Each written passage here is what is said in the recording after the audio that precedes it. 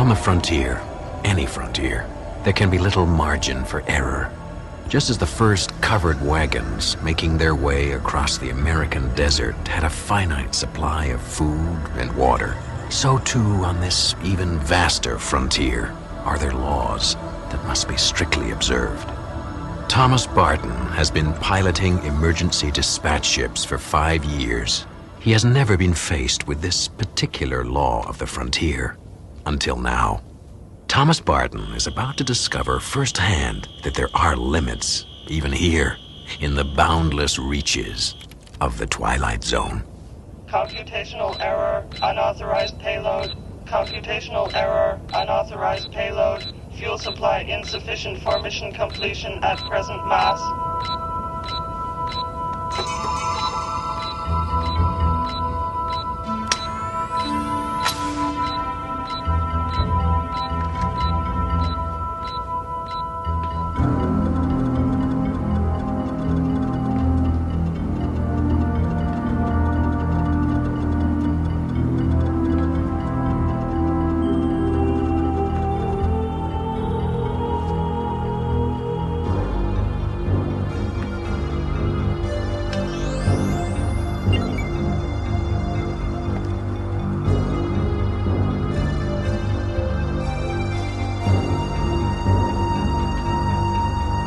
All right, come out of there.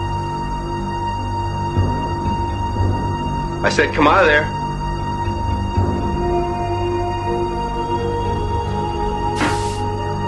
All right, hold it right there. Right there. All right, come out real slow. Come on. Come on. All right. I give up. Look, I know I shouldn't have done this. Who are you?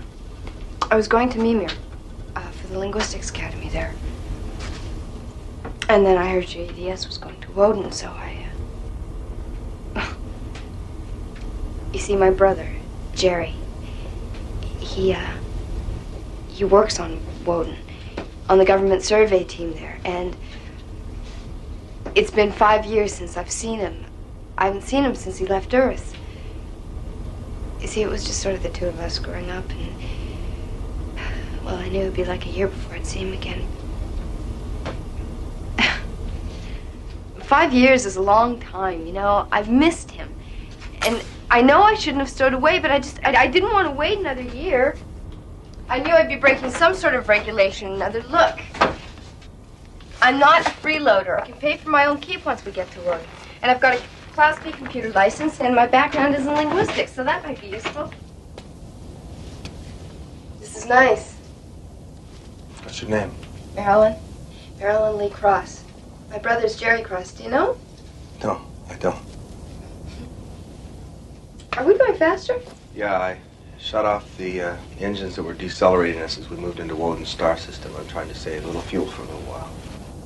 Why? Stardust, this is EDS 34G11. Barton speaking, priority blue. I need to speak with Commander Delhart immediately. Are you gonna...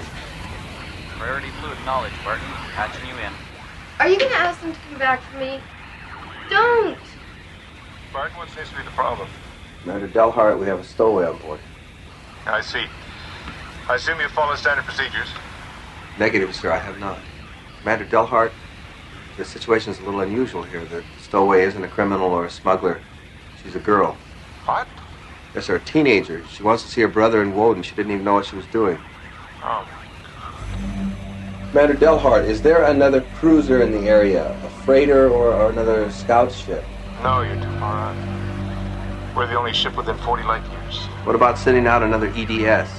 It would never reach you on time. What about a ground-to-space transport from Woden? Anything at all, sir? No, I'm sorry. There's absolutely no possibility of intercept. There's just nobody out there to help. Barton, I'm sorry. I wish to God there was something I could do, but there isn't. You do understand that, don't you? What does he mean? Yes, sir, I understand. I'll get ship's records to Corcoran so we can make the necessary notifications. Delhart out. Are you gonna tell me what he means? The ship is carrying serum for cholera fever. Back to Group 1 on Woden. Their base was hit by a meteor storm. Their supply was wiped out. Do you know what cholera fever is? No? It's like meningitis. It's quicker and more painful. Group 2, where your brother is actually 8,000 miles away across the Western Sea from Group 1, so there's no way they can get back to Group 1 in time to help, which means 35 men are going to die unless the ship with the serum reaches them on schedule. I see, so I'm throwing you off the schedule?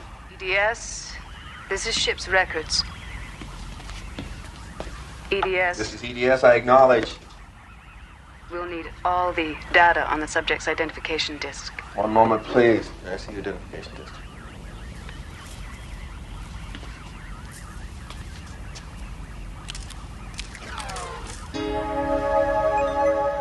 ID number T837-Y41, name Marilyn Lee Cross, date of birth July 7th, 2040, place of birth Grand Rapids, Michigan, American Commonwealth, Earth.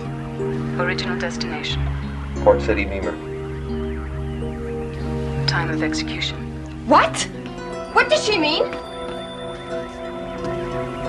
At what time was the stowaway ejected from the ship? I'll inform you later. Ejected? She can't be serious. Now listen to me. It's my fault because I should have told you as soon as I found you. And I thought maybe once I contacted Delhart could do something about it. I don't know. If you eject me, I'll die. I realize that.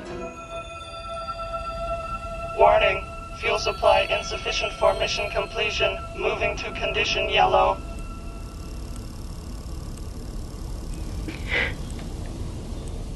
I didn't hurt anybody. I just wanted to see my brother. Nobody wants you to die, and nobody would ever let it be this way if there was anything humanly possible they could do to change it, but there's not. I mean, these emergency dispatch ships are given just exactly enough fuel to get to their destination, maybe a little extra to allow for atmospheric turbulence. And my added weight will cause it to lose its fuel before we reach the ground. Yeah, it'll crash, and you and I will die, and so will 35 people waiting for the serum. What about the Stardust? Can't it come to pick me up? No. God, it's carrying medical supplies and food to the outer colonies, and hundreds of people will die if it doesn't reach its destination on schedule. You talk like this happens every day, you know? Just like you're throwing some excess baggage overboard. You don't think I'm gonna have to live with this for the rest of my life? I mean, every night when you come to me in my dreams, don't you think if there was something, anything I could do to help you, I would do it? Entering Woden gravitational vector phase 1. Engine ignition must occur at T-minus 85 minutes. Mass must be reduced.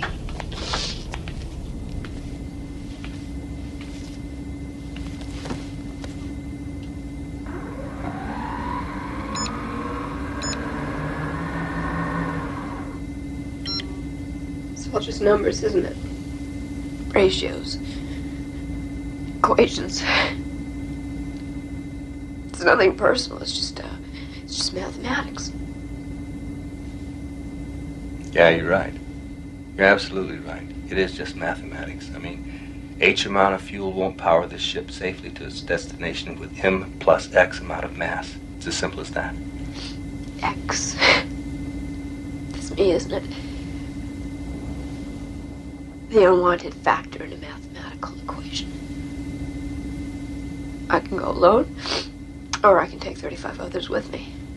In case you're wondering, the EDS doesn't have any sophisticated landing computers. I mean, you can't pilot the ship by yourself.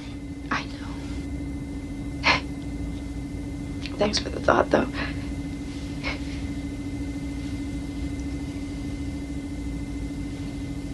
Isn't there anything else? What, jettison? These things are designed pretty lean. I mean, there's hardly an extra kilogram.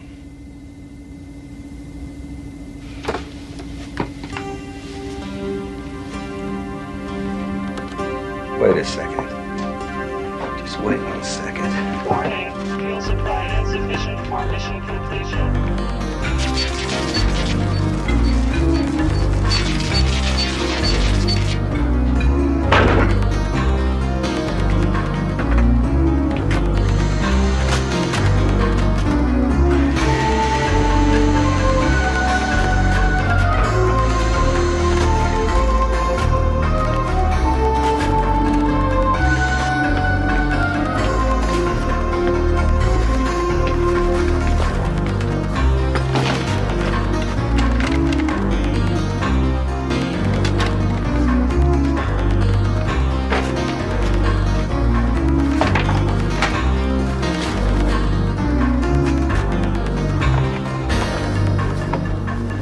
enough? Well, we'll soon find out.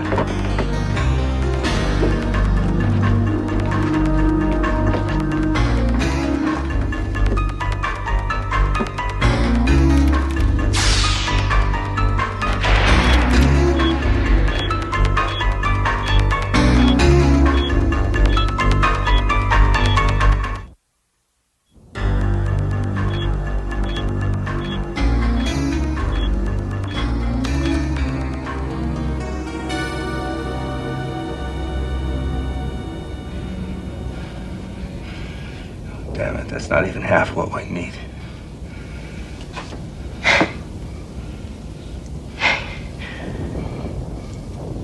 How long do I have before I have to leave?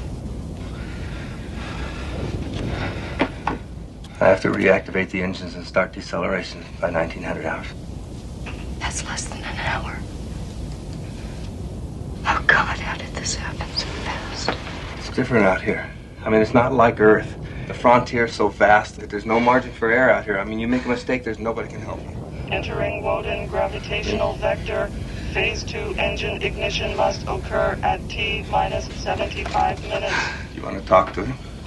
Your brother? Do you want to talk to your brother? I think we're within range now. Yes. EDS 34G11 to Group 2 on Woden, please copy. Group 2, Woden. We copy EDS. Jerry Cross, please. It's urgent. Jerry? No, he went out on a reconnaissance mission. He won't be back for a while yet. Over. Please notify him as soon as possible, then signal us. It's urgent. EDS out.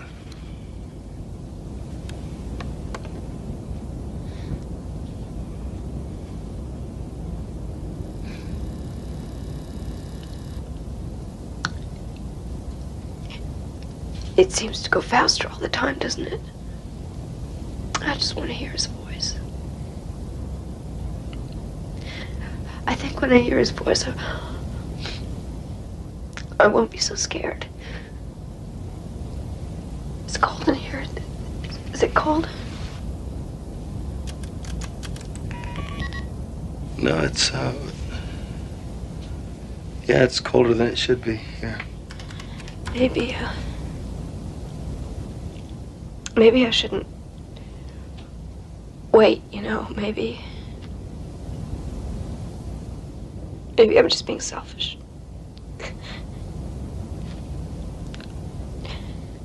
Maybe it would be better for Jerry if you told him afterward.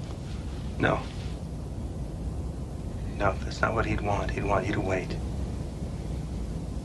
Is it getting dark where he is?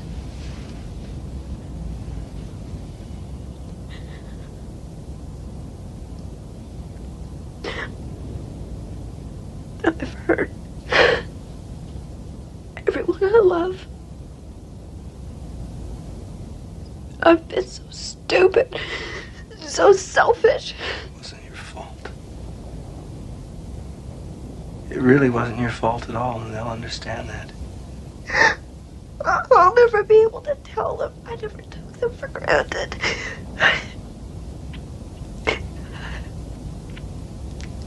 That I knew about all those little sacrifices they made.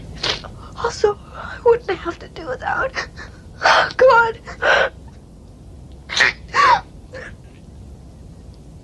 Never being able to tell them how much I love them. They know.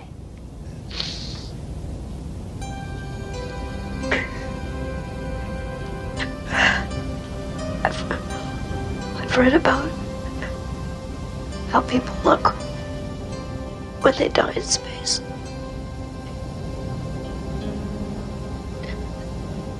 But I didn't do anything. I didn't do anything to die for. Please, I know you didn't. I know you didn't, and I know you're not to blame, and I'm sorry. Do you understand me? I am so sorry.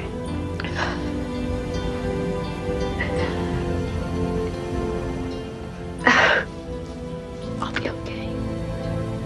Signal transmission from G2. Jerry? Incoming. It's Jerry. Just take the Yeah.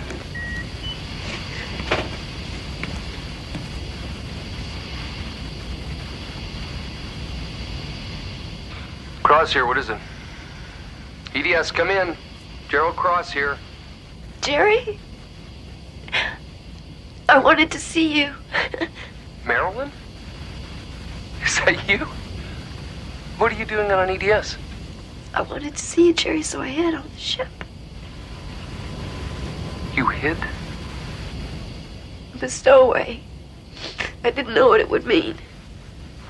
Oh, Marilyn, what have you done? I didn't mean to hurt you, Jerry. I just wanted to see I'm sorry. you.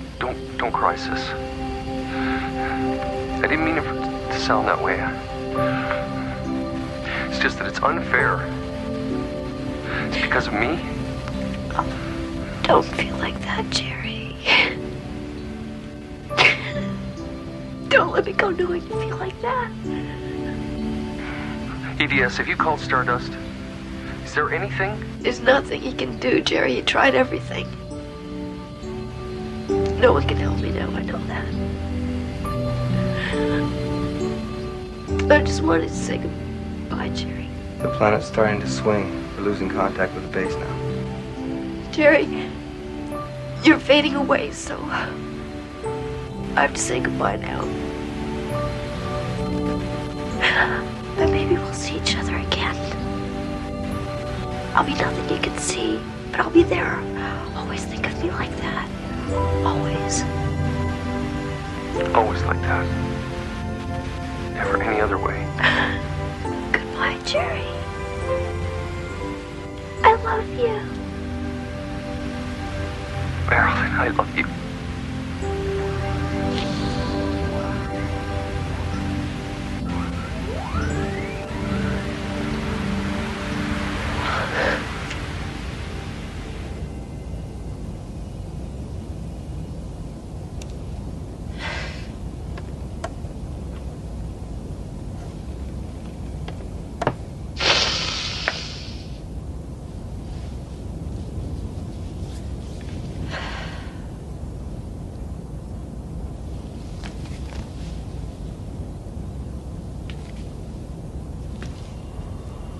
Warning, fuel supply insufficient for mission completion at present. Mass. Condition red. Mission status in jeopardy. Condition red.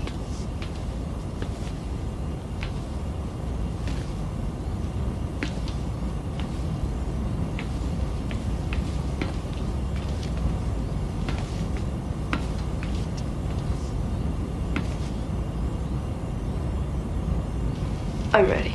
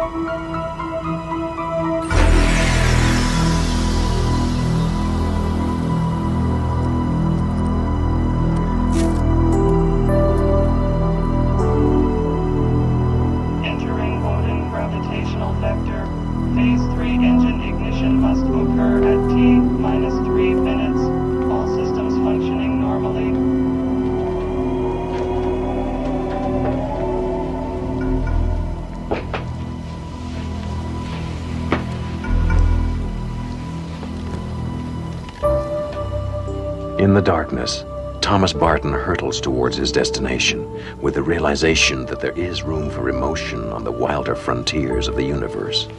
Emotion and the memory of a girl who had not known that sometimes it takes a human life to balance a cold equation in the black geometry of the Twilight Zone.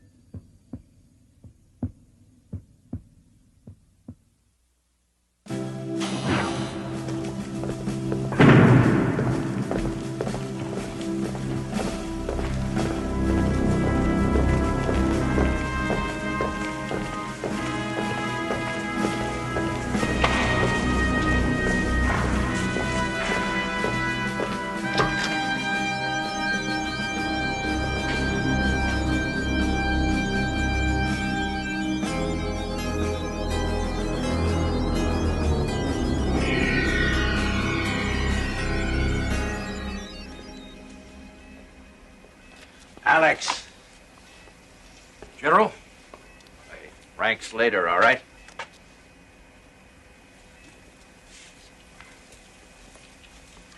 So what's the job? With all the security around here, you think we're back in the Manhattan Project.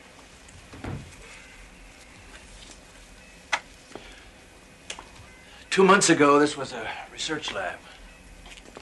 Government contract, particle physics, that sort of thing, nothing unusual. Then something happened. The research team was running a new experiment on wormholes, theoretical subspace corridors like black holes, go anywhere in the galaxy in a second. Things got out of hand.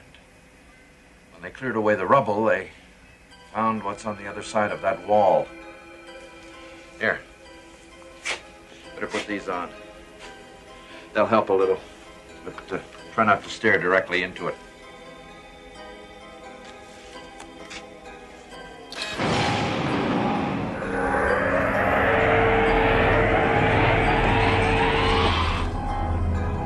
My God. When they found it, we brought in scientists from all over the place. Cornell, NASA, JPL. They've poked and prodded and scanned. The high IQ types from Caltech said terminology is irrelevant. I called it a gate. They didn't argue. Gate? To where? We don't know. Hell, we're not even sure how it got here. All the data from the experiment was wiped out in the explosion. But somehow that equipment in there is generating it, maintaining it. Well, we'll probably figure it out in time, but right now it's as if we've unlocked a door and forgotten the combination. So if we close it, we may not be able to open it again. We have to know what's on the other side of that wall, Alex. That's why we called you.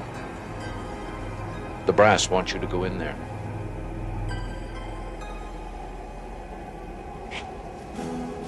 Alexander McAndrews, former test pilot, with a paper trail of commendations and a closet full of broken records. A man for whom the unknown is to be faced, not feared, conquered, not surrendered to.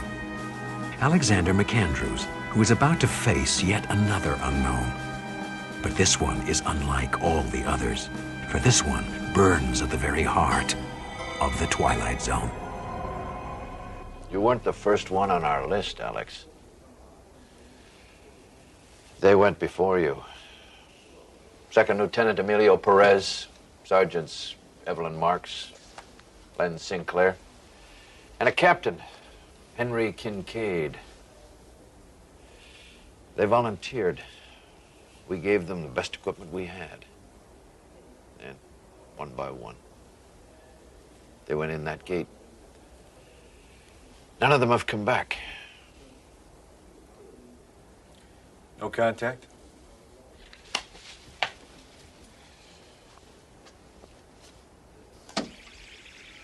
I'm through. It became gone. There's something here. Can you see it? Can.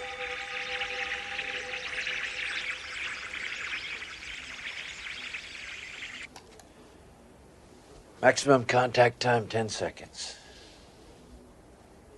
It's static. 4 people, Alex. 4 good people. The State Department wants to close us down. Just pull the plug. Try to forget it ever happened. Pentagon wants to push ahead on grounds of national security. But as far as I'm concerned, those people are still alive, and if there's any chance to rescue them. Understood. I didn't want you for this, Alex. You've paid your dues and then some. Don't know if you've heard, but I got the word last week. Seems like I'm getting a little bit too old to be a rocket jockey. Putting me behind a desk. I can't live with that, Greg. So, given the choice, be a great way to go out, wouldn't it? You'll come back. If anyone can make it, you will. You're a good soldier, Alex. That's what Sarah said the day she left me. Good soldier. Always ready to follow orders, do his duty. Last chance. You don't have to do it. Look around, General. What else do I have?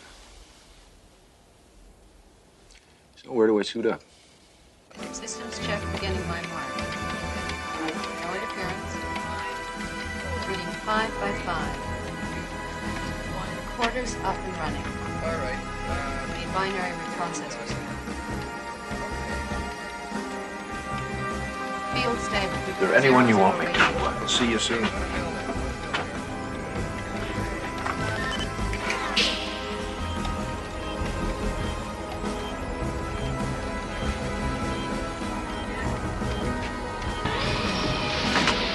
Goggles on.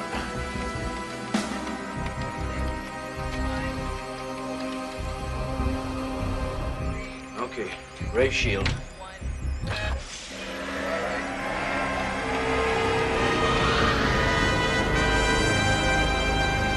All right, Alex, we're cleared to proceed. Now remember, no heroics, strictly threat analysis. Just go in, take a fast look around, then get out of there. You copy? Affirmative, General. Entering the gate.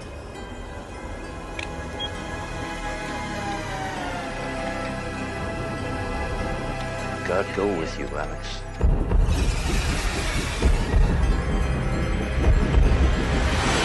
Pure white light. Have a sensor. Very, very fast.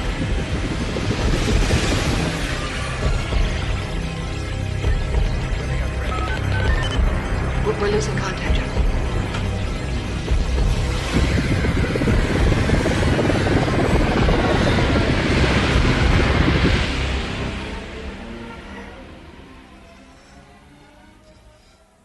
ComCon.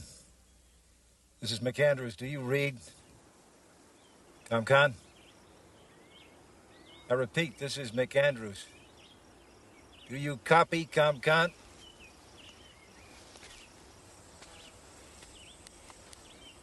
I don't know whether you're getting any of this or not, ComCon, but I'm going to keep recording anyway. I found a glove. Appears to be one of ours.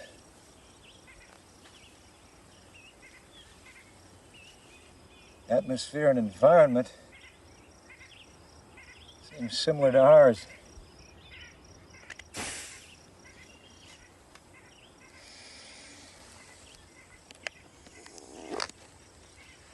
Oxygen atmosphere, all right. Sweet, cool, crisp air. I don't see any sign of the gate from this side. Perhaps it's not in the visible spectrum here.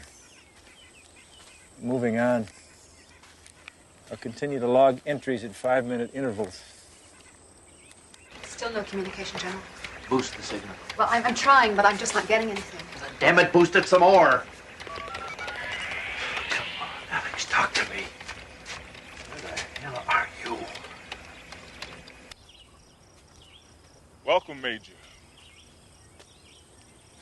Kincaid? Captain Henry Kincaid? Present and accounted for, sir. We've been waiting for you. Well, not you in particular, but somebody like you. But I'm happy with the selection. I can't think of a better choice for their needs or ours. Excuse me? Everything will be explained in time, Major. In the meantime, please, if you will come with us.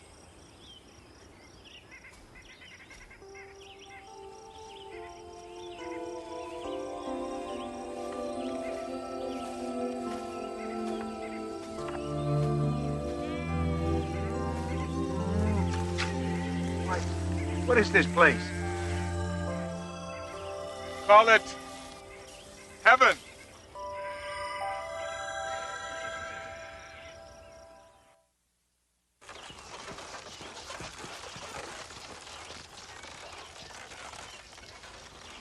All I want is a simple answer to a simple question. Where are we? What is this place? Lieutenant Paris, sir. I'm the navigational specialist.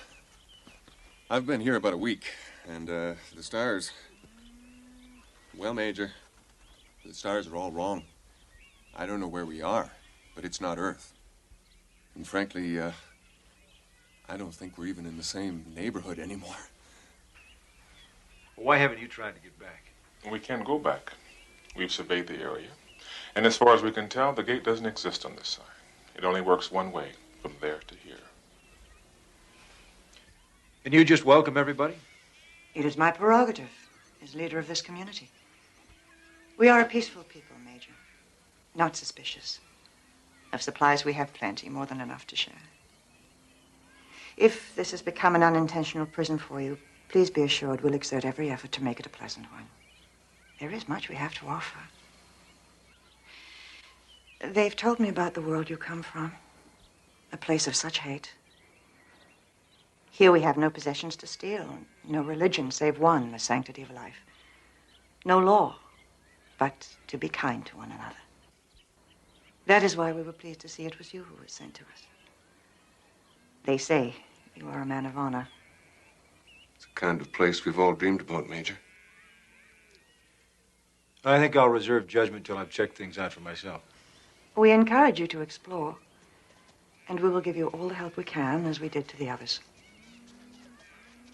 I sense in you a man who's been searching for peace for a long time without finding it. Here you will.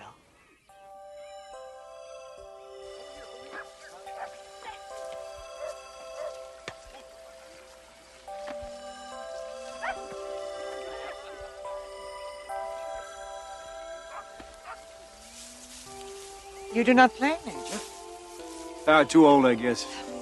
That will change. I'm not quite as old as you think. Have you had any luck trying to find the way back? None, you were right.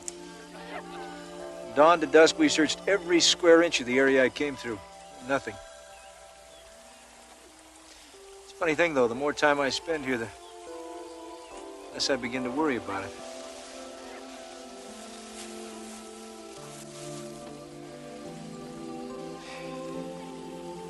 See, I've been a soldier all my life. My father was, and his father before him. They said you have to fight for what you believe. They never told me what to believe. They told me I have to follow orders. They never told me why. Stay busy enough, though, and you don't worry about it. Do you have a family? Not really. My wife left me about a year ago. Said she didn't believe in bigamy. Couldn't compete with honor, duty, orders.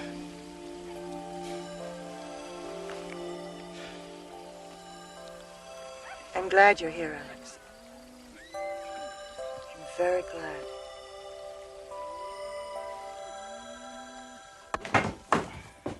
Evening, Major. I think Alex will do for now. You seen Barron? She was here a little while ago. She'll be back in a few minutes. Thanks.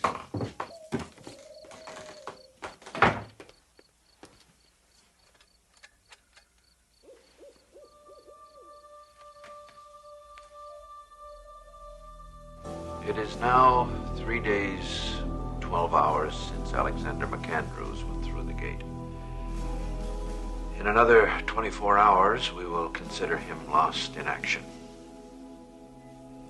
I've recommended we shut down operations and send no more people through the gate without more detailed analysis. The brass disagree. We lose more in training operations, they told me. They've already picked their next volunteer. He comes highly recommended. I don't know him. Thank God for small favors.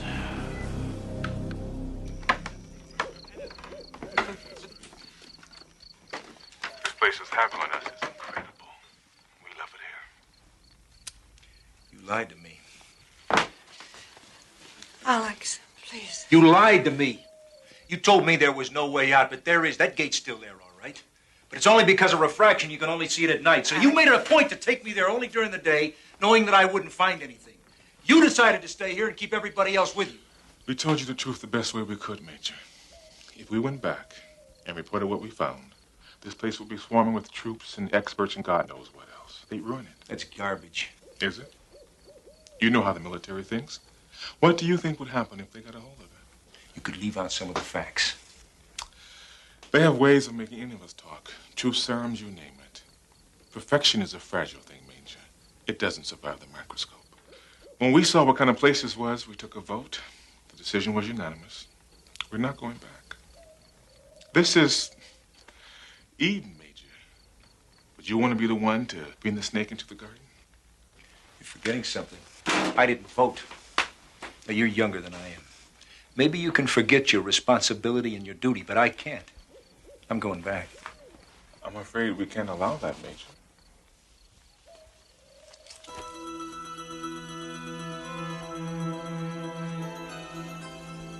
See how easy it is? The first solution of the angry man. How many other guns you want to turn loose here? I don't want to hurt you, Kincaid. But I'm ordering you to get out of the way. Then you'll have to kill me, Alex.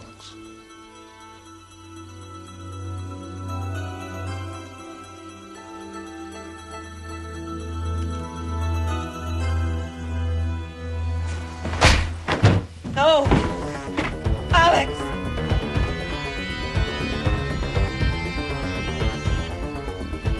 Alex! Please wait, don't go! I'm sorry, but I have to. Why? You said yourself there was nothing back there for you! Because I'm a good soldier. That's all I've ever been.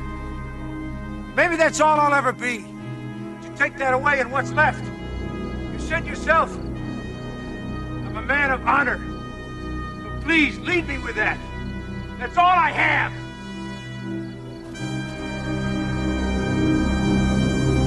So you're convinced they're a totally agrarian society? Judging from everything I saw, yes. Any potential threat to security? Nil. Thank you, Major.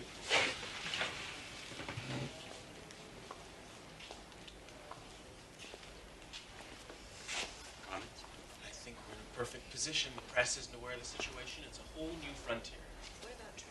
Good job, Alex. You stink. Technology advisors. You did what you had to. You followed orders. Yeah. Keep the guns in our hands. Yeah, I did that, didn't I? kind of like the symmetry of that. Well, I still think it's worth considering. I think you're overlooking the strategic value of this situation. The first strike potential is enormous. There's nowhere we couldn't hit with troops or tactical nukes in a hot second. Hell, we could even store the stuff up there, and no one could take it out with a first strike. Tell me something, Greg. Would you have let the snake into the Garden of Eden?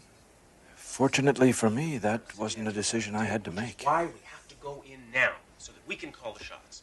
I mean, the Pentagon is dying for an opportunity like this, and we must prevent any kind of leaks whatsoever, or the whole thing is shot.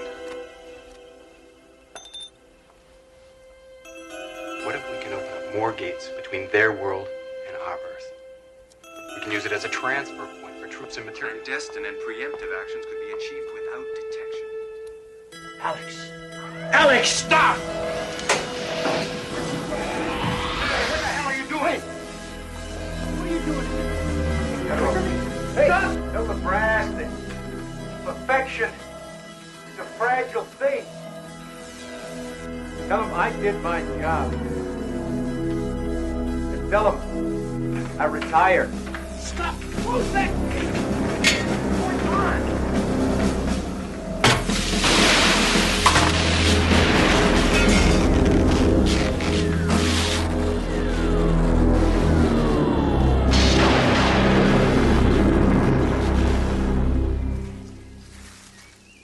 Are you sure they won't build another? It's a freak combination in the first place. If the gate were still there for them to study, maybe they could duplicate it. But it's gone permanently. So what do you do now?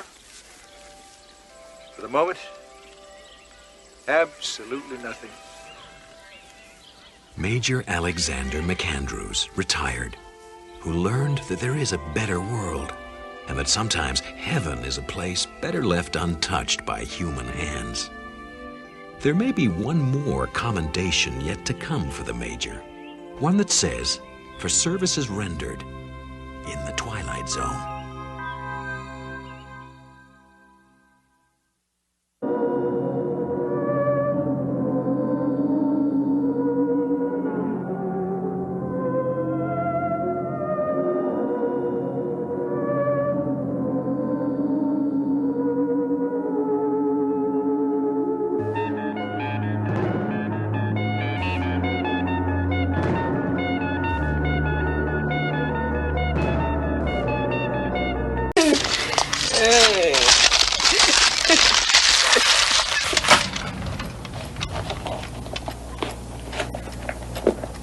That's funny. What? The trash. I could have Okay, never mind. Never mind.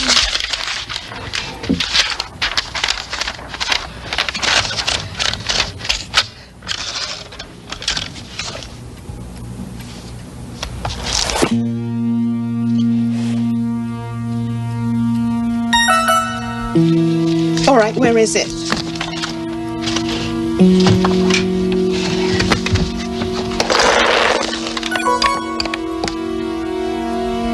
My mug. Kathy? What is it now? My mug. The mug I keep my pencils in, it's gone. So is the trash. And what's this doing on my desk? It's your political science book, isn't it? I know what it is. After the last test grade, I wasn't sure.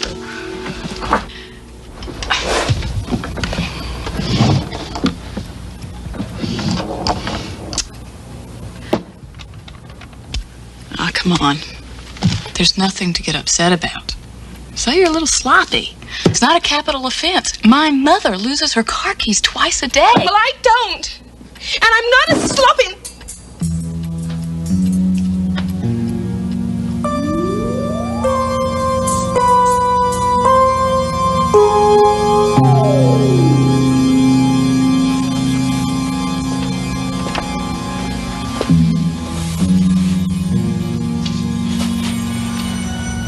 What are you doing?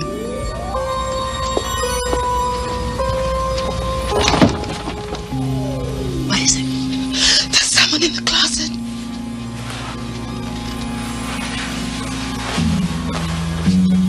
The Whiteout burglar.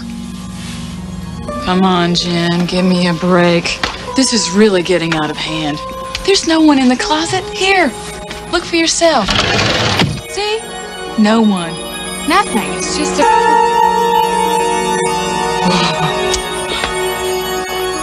You're not Jennifer Templeton. Not me. Her. I don't believe it. Just give her the mug back and let's get out of here. Right.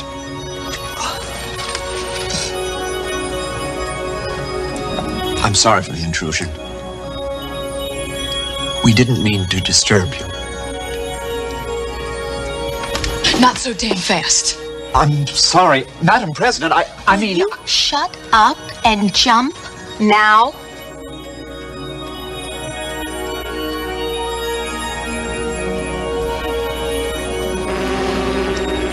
Oh, damn it.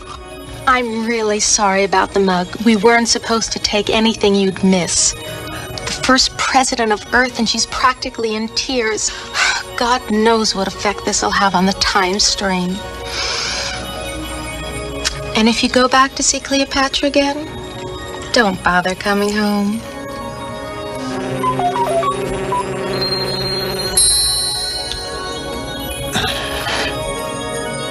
Keep your hands off that.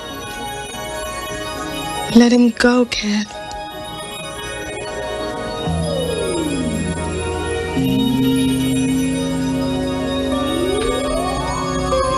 Thank you. I know now why they called you the Great Peacemaker. Well, I'm history.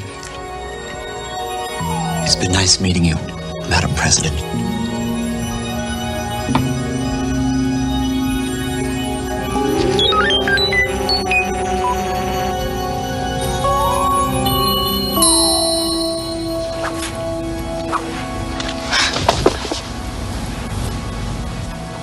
Jenny, what's going on here? I'm not sure.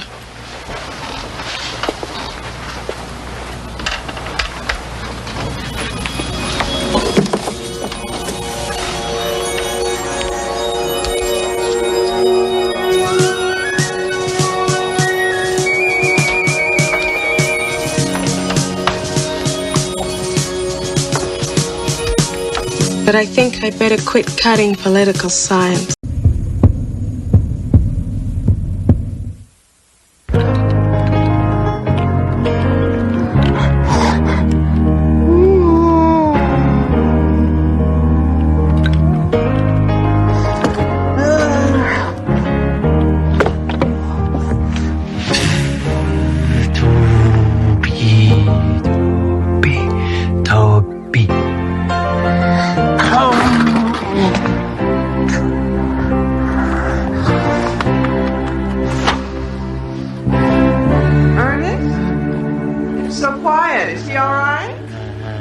He's fine, dear. He's just playing.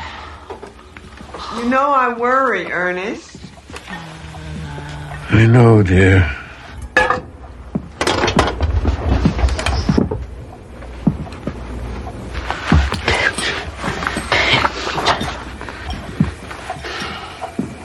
Bring. Dinner's ready. Toby? Toby, are you hungry? Donuts, Mama, donuts. No, son. You had donuts yesterday. Come on, Toby. Come on. You like chicken. No,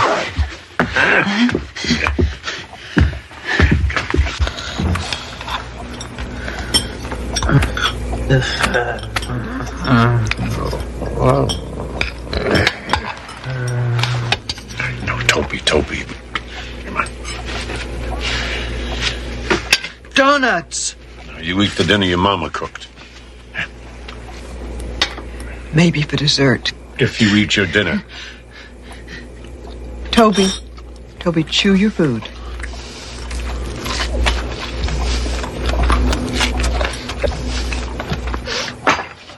Donuts. All right, Toby, let Daddy get the picture.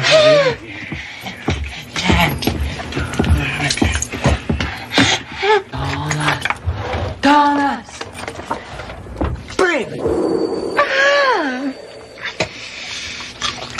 He didn't look at the picture. Mary, he did it without looking at the picture. He's never done it. Yes, he has. It's only donuts, Ernest. You know how much he loves them. Mama, donut. Chew. Toby, shh. Hurts, Mama. I know. All right, Toby, it's all right now, Toby. Oh, shh. Mama's going to take your temperature. Now. Hurts, Mama. Hurts. I was afraid of this. It's those donuts. 2. He only had 2. Mary, if he doesn't need to see the picture anymore, he could have had another dozen donuts after we put him to bed. Or anything else for that matter. You know he will eat anything he can fit in his mouth. He's burning up. Call that nice Dr. Keller. He'll come. I know he will. He doesn't make house calls anymore, Mary. No one makes house calls anymore. Oh, he'll have to. Tell him it's an emergency. And he'll tell me that's what emergency rooms are for. We've been through this before, Mary. Tell him. Just tell him. Tell him what?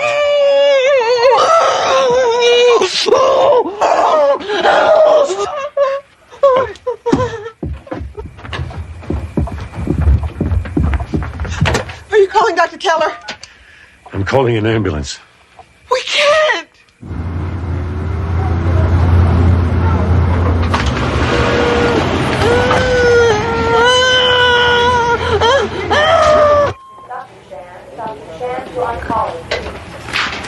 Is he all right? Toby, is he all right? What's wrong with him? It's food poisoning. We pumped his stomach. I'm sure he'll be fine, but I like to keep him overnight for observation. Overnight? Is that necessary? Our boy is very uncomfortable away from home. Well, don't worry. We'll take good care of him. The children's ward has color television, lots of comic books, games. No. If he must stay, he will stay, but he must have a private room. My wife and I will stay with him. There'll be no television, no comic books. Very well. I'll make the arrangements for the room.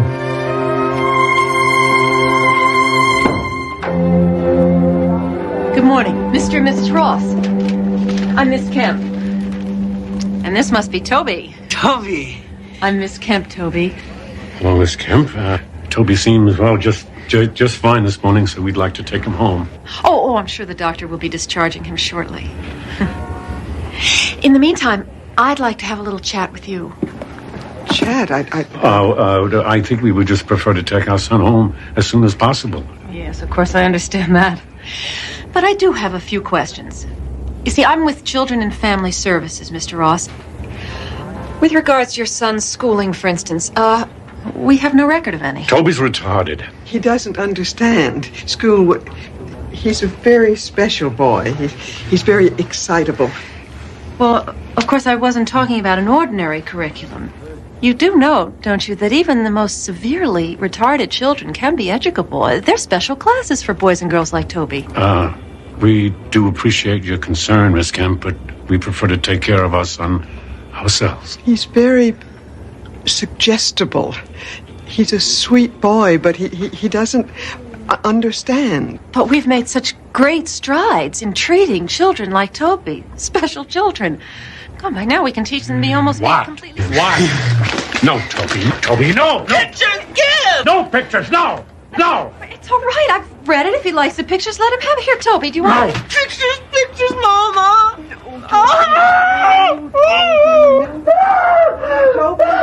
Toby, it's all right. Mama's here. Now, Toby, we're going to take you home, and you can look at your toy book. Toby, don't cry. We don't allow him to look at such things. It's only a magazine. There's nothing wrong with a magazine. We'll be the judge of what's right and wrong for our son, Miss Kemp. Get the boys' things, Mary. We're leaving. Wait a minute. You can't just walk out of here. Can't we?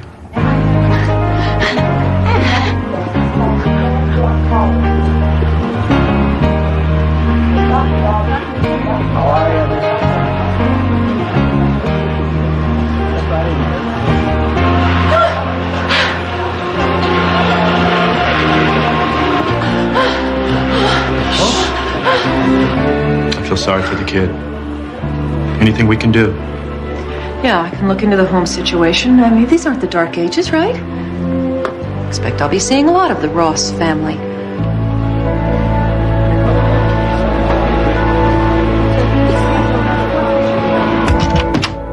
Toby, it's all right. Now we're home. Now everything's going to be fine now we're home. Now, here you go play. Be a good boy. Ernest, what are we going to do? He saw it. I know he did. He was staring at it all the way down the block. What if he brings it? Mary, he's home. He has his toy book. He will forget. It was only a squirrel. It will be dead if it arrives. I will bury it in the backyard with the others. I will get rid of it, like I always do, don't I? Please, remember your heart now. Don't concern yourself. You know I worry. Well, Ernest, that woman, Miss Kemp, what if She won't bother us. I'll take care of it.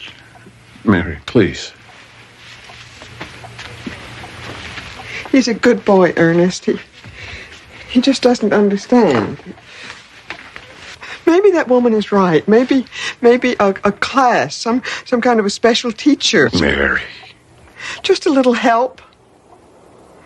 Just for a few days, just a couple of hours. That's not wrong of me, is it?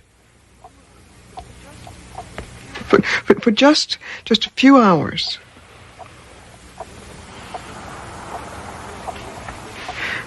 Maybe we could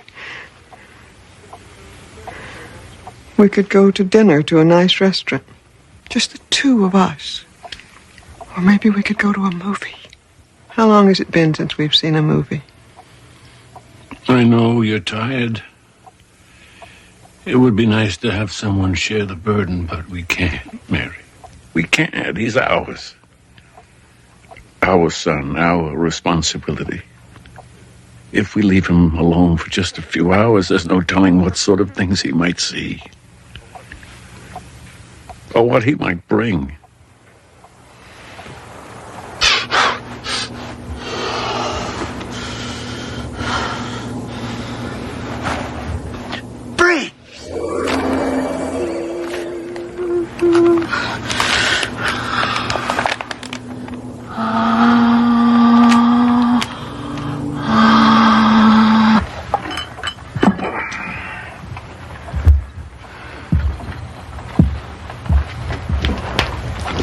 Mary,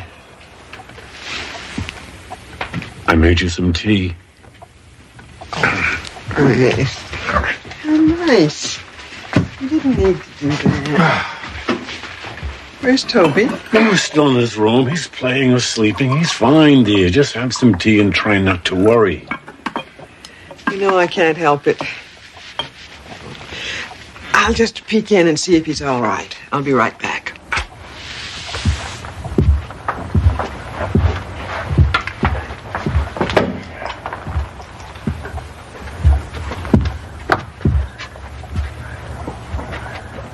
Toby? Toby? Toby? Toby, what are you...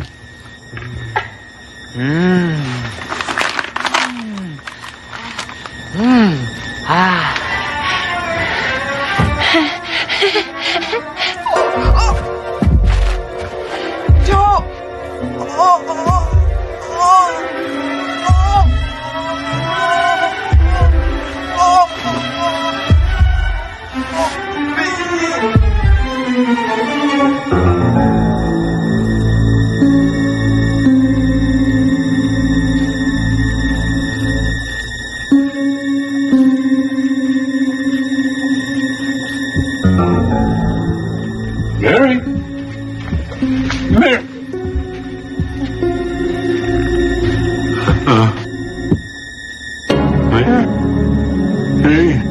Mary?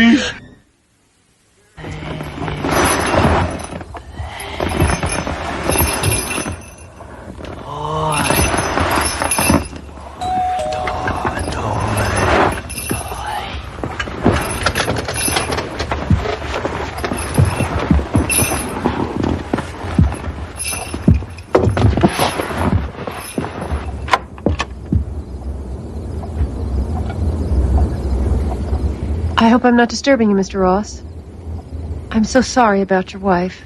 Oh, yes. Well, thank you. Thank you. Mary. She was so very tired, Miss Kemp. She was never a very strong woman, and all the stress.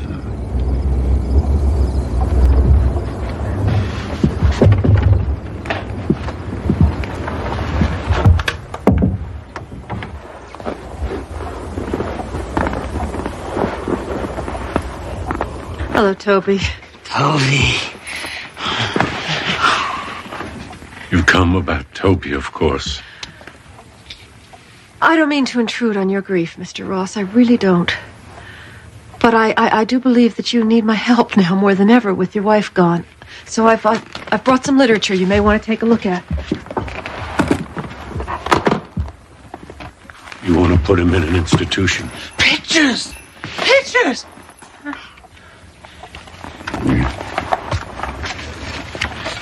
It's very nice. I won't send Toby away. Now, if you're done, I'm very tired. I'm not done, Mr. Ross. I've done some investigating since the last time we spoke. I've talked to your neighbors and to your former employer and your wife's family. And frankly, Mr. Ross, unless you're willing to listen to reason, I believe I have grounds to remove Toby from your custody. I see. Your treatment of the boy is appalling. It's almost medieval. According to your neighbors, he's a virtual prisoner here. You never take him outside, not even for walks. You've boarded up the windows of this house. You don't allow him to play with other children. You don't take him to the park or the playground or even the zoo. According to your wife's sister, you don't even allow him the meager solace of a television set. No, we don't. It's all right, Toby. It's all right. She won't hurt you. She won't hurt you. No, I think you've heard him enough already yourself. Sit down, Miss Kemp. Don't say another word. Just sit down. You want to take Toby from me? Then maybe it's time you knew something about him.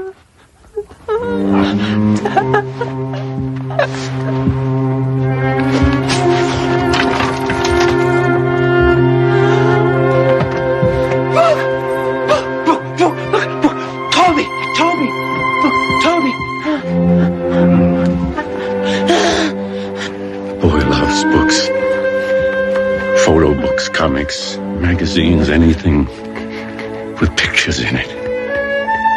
Toby. Come, Toby. Come on, Papa. Come here.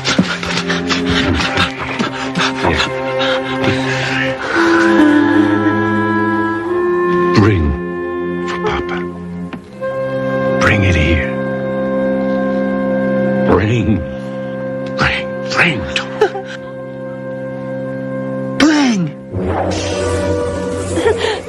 Sharp. No. Sharp. There are a lot of sharp things in this world, Miss Kemp. A lot of dangerous things. Do you understand? I'm sorry, Mr. Ross. I'm trying to talk to you about your son's future, and you're doing parlor tricks. Prove it to yourself. Go on.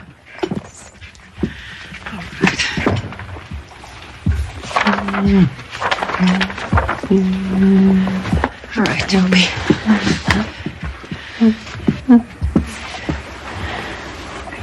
Bring this. Mr. Ross, this is not...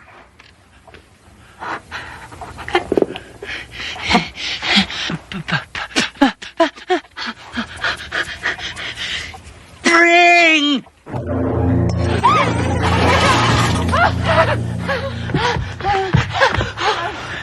What is this, Mr. Ross? Some kind of miracle? A miracle, no, Miss Kemp. It's more like a curse. Why do you say that, Mr. Ross? This boy has a gift. He has a talent nobody else has ever had. He saw a puppy on television one day before we got rid of this set.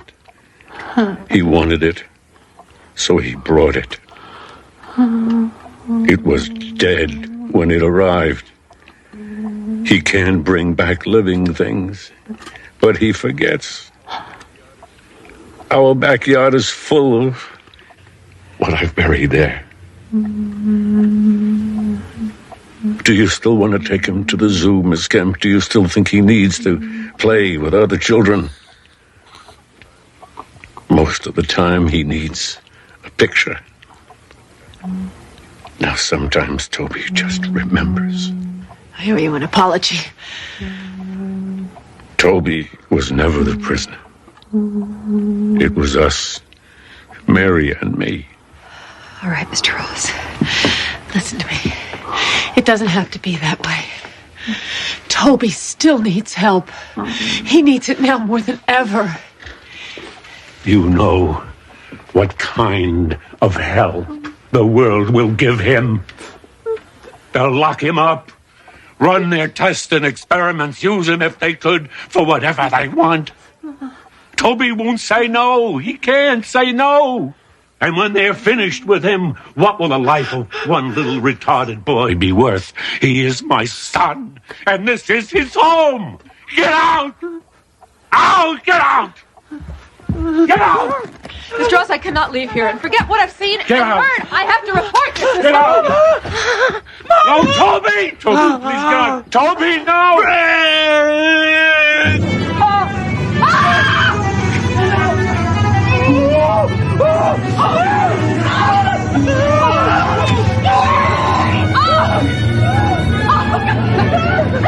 Oh, Toby, no! Toby! Oh, look! Oh, look, that's not Mama. That's not Mama. That's not, look. I'll take it away. I'll take it away. I'll take it out. It's all right, Evan.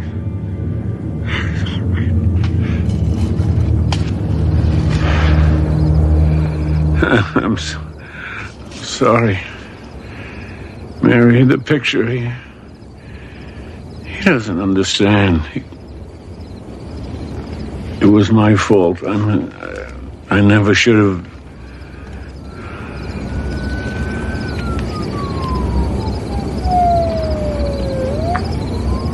It's time.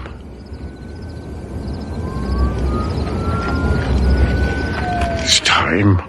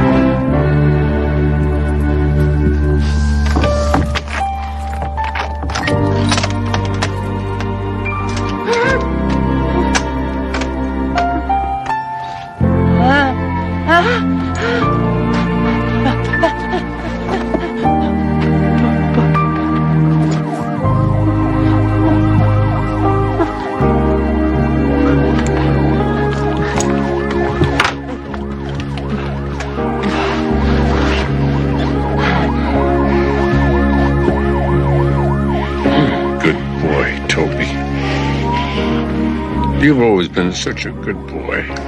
Yeah. Look. Look, Toby. Look. Look. See? Oh.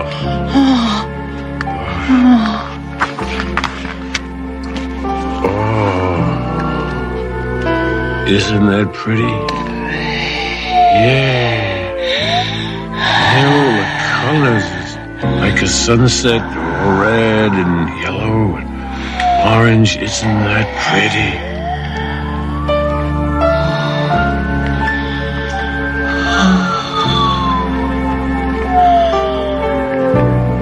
I love you, my good boy.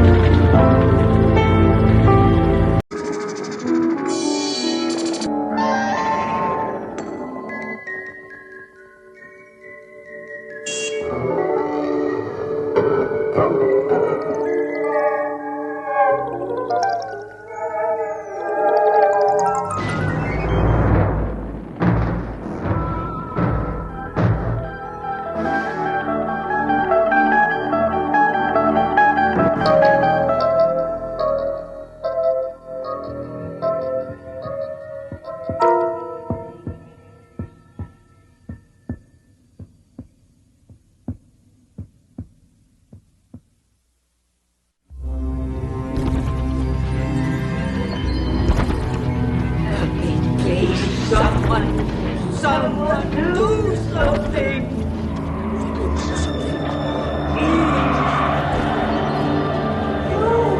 You've got to do something.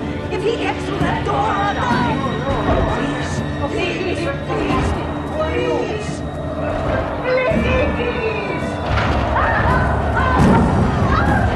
If he gets through, I'll die. You've got to do something.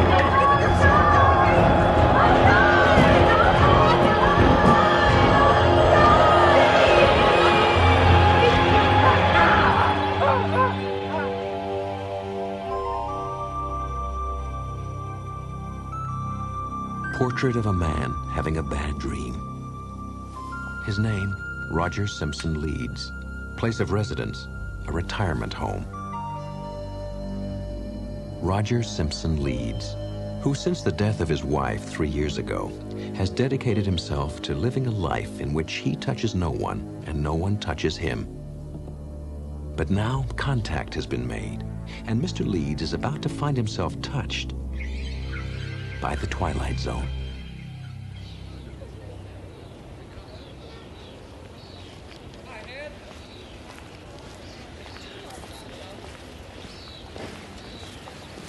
Hey, great day, huh? What do you got? Something good? Uh-oh. Thank you.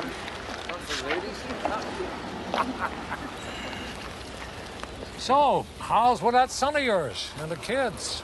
All right, I suppose. Suppose? I thought they were supposed to be coming out to visit this weekend. I told them just that, well, you know how it is. I can't have a bunch of kids running all over the place. No, of course not. With the photographers, mad social whirl, estate dinners, well, it just doesn't leave time for anything else. I'm sure they understand. You're an evil man, Frank. Did I ever tell you that? Oh, yeah, frequently. But then I'm not the one with the nightmares. Hey, one of the nurses told me that they heard you again last night. That's 3 times this week, Roger. Oh, we're meeting in the rec room for poker at 7. No. And by the way, I hear you're getting a new neighbor. Somebody's finally taken that room next door to yours. Just so he doesn't snore. Who said it was a he?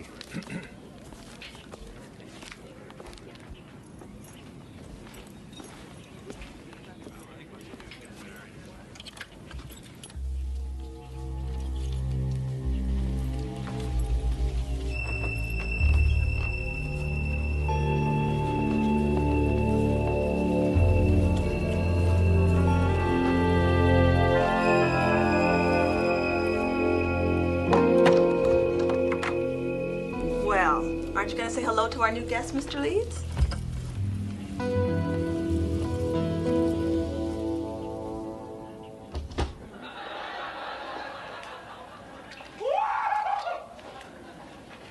Who turned on the water?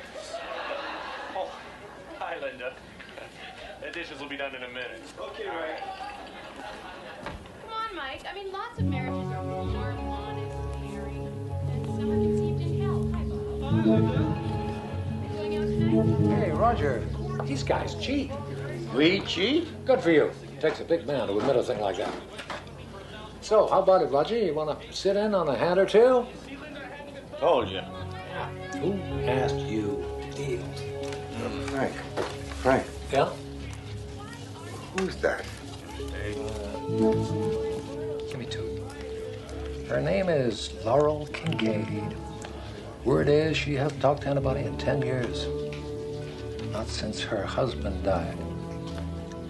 Steady. And she went, away. You look in her eyes, all you see is a reflection. Nothing goes in.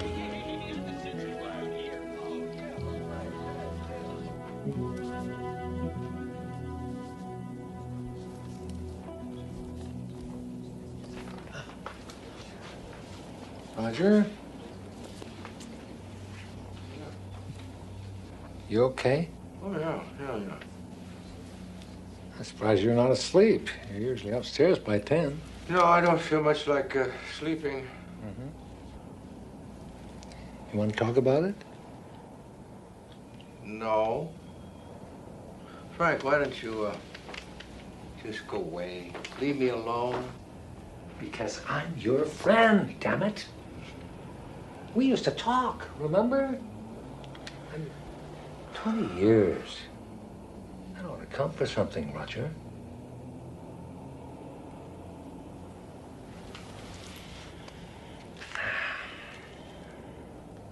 Nothing's been the same.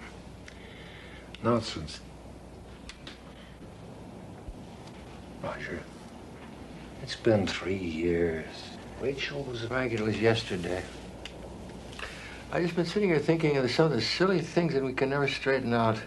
Jams and jellies. Hmm? I'd say, pass the jam, please. And she'd say, here's the jelly. I was some kind of a game. And but one day, I was in a bad mood, and we got into a big argument over it. Can you believe that? I mean, the little tiny picky things people argue about. Oh, I miss her so much. I know. Rachel was a fine woman. But you can't keep pushing everyone away.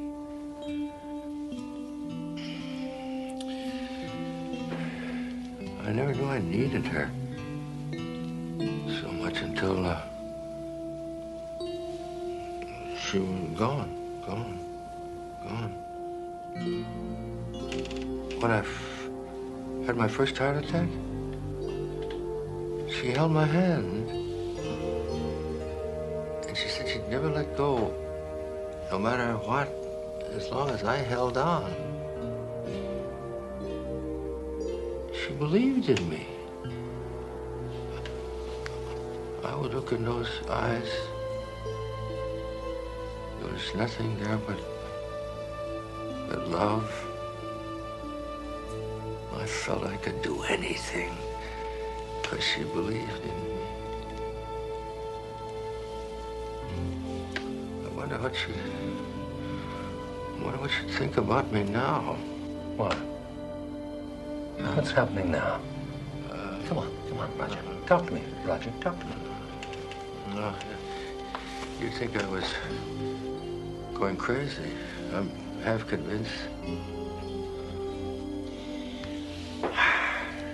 Well, my old father, he never said much of anything that was useful. But he did tell me 2 things. One, that love never dies. And 2, that we're never given anything that we can't handle. Truly. Frank, please. Don't worry. I'm okay. You know I don't like it when you make a fuss like that, Frank. All right. But if you change your mind, if you need me, you certainly know where to find me. Well, that's about the most we've talked in almost a year. We ought to do it more often. Good night, Frank. Good night, Roger.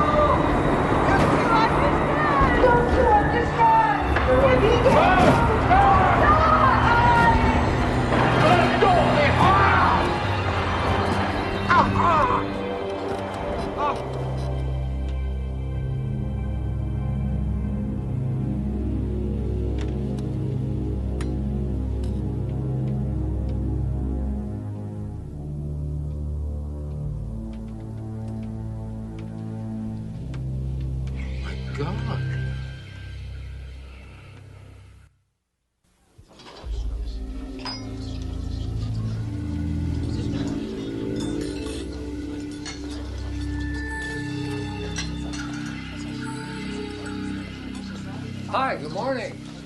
Hey, Roger, you been outside yet? It's glorious. After breakfast, we'll go for a walk, huh? Talk a little, maybe? That'd be nice. And maybe get a little sun. You look awfully pale these days. You could use some sun. Hey, what happened to your hand? Nothing. Oh, no, nothing I can't see.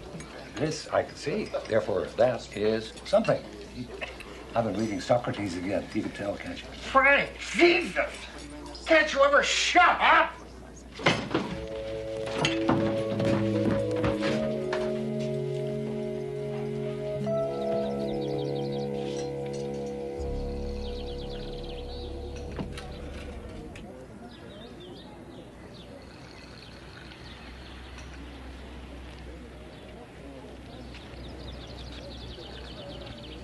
My name is Roger. I think we met. I would just like some answers. I need to know, am I losing my mind? That is you, isn't it? In my dream? Even before you got here, even before I saw you, you were there, weren't you? Well, what do you know? He's actually talking to somebody of his own free will. Of course, he would pick somebody who doesn't even know he's there. You must be able to hear me. You picked me, called me. Somehow. What I can't figure out is, why me? They tell me you haven't spoken to anyone since your husband died. So, what do you want from me? You want me to protect you from that thing? Is that it? Because if it is, Miss Kincaid, please, find somebody else. I can't protect you against it. I couldn't protect my own wife when she was dying.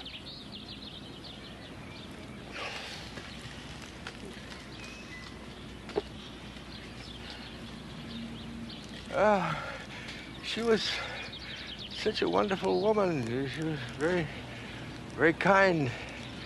You'd love her. And on Sunday, the kids...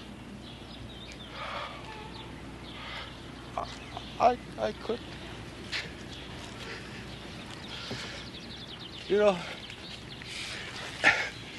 toward the end, we were in the hospital, and she could barely see. And, oh, God, she was in such pain. And she kept calling me, please, please. I was right there, but she couldn't see me. And she kept pleading, please help me. The pain, stop the pain. And she called my name over and over again, and I couldn't do anything. I held her hand, and I wouldn't let go. I felt her hand tighten on mine. That was all. I still don't know if she knew I was there. Mrs. Kincaid, that thing behind the door, whatever it is, it's going to come through pretty soon, isn't it? Maybe tonight. Well, I don't know what's behind your door. I don't know what you're afraid of, but there's nothing I can do to help you. I just want everybody to leave me alone. Get out of my head. Leave me alone.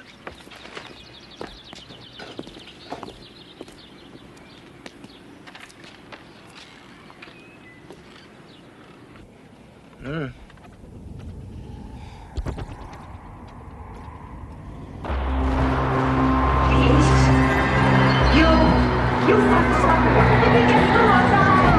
Please help me.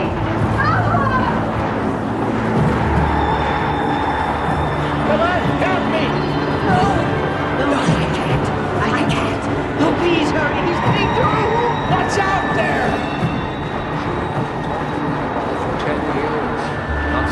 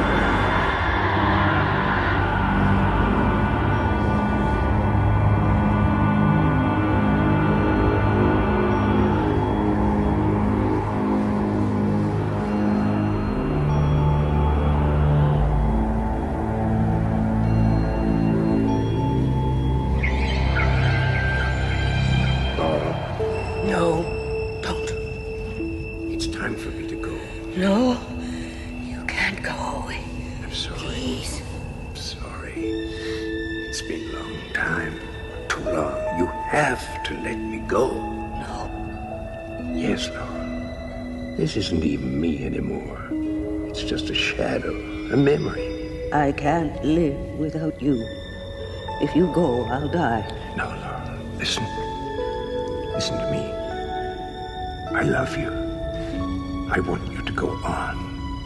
I need you to go on. For me, so that my life will have meant something. For me and the kids. For what we had. 40 beautiful years. You are always so strong. You are always there for me. Now I want you to be strong for me one last time.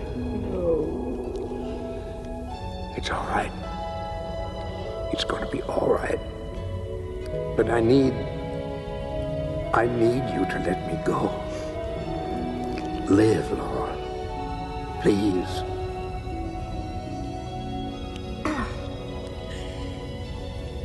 How can I let you go when you never even said goodbye?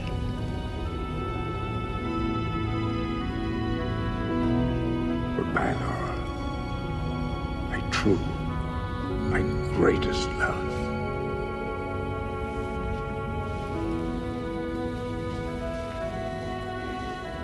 It was you who called me, wasn't it? Not her. Why? Why me? I think you know.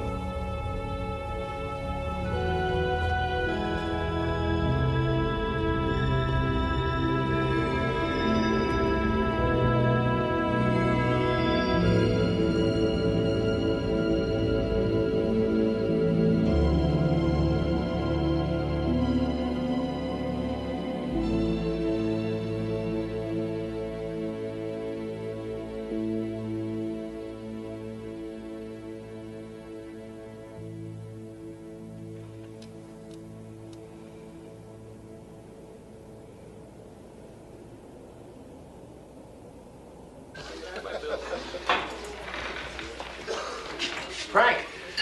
Hey, look at you. Where's Laurel? Oh, she's out back someplace. We're having a poker game tonight, 7 o'clock. I'll hold a place for you. Huh? Why bother? You know he never comes. Eat your cornflakes. Hello. I know you're there. And I know you hear me.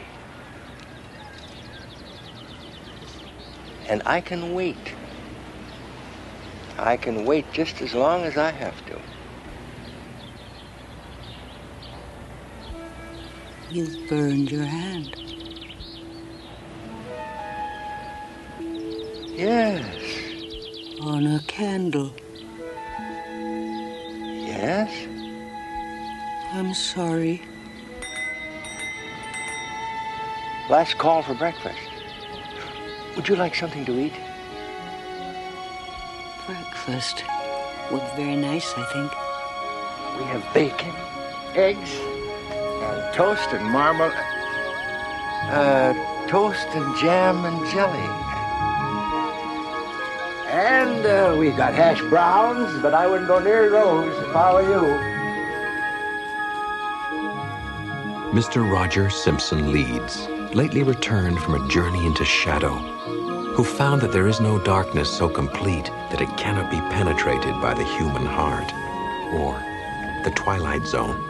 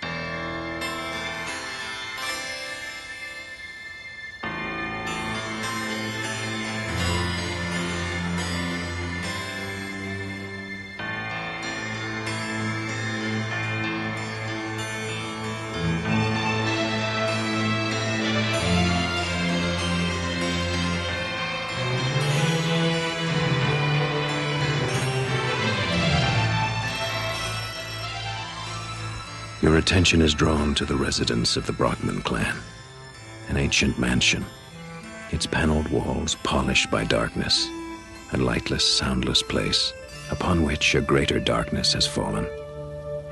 The object of the Death Watch, Selina Brockman, grand dame of the menagerie, who lies in her bed in an inch-by-inch battle with death, trying somehow to reach a compromise instead of a capitulation.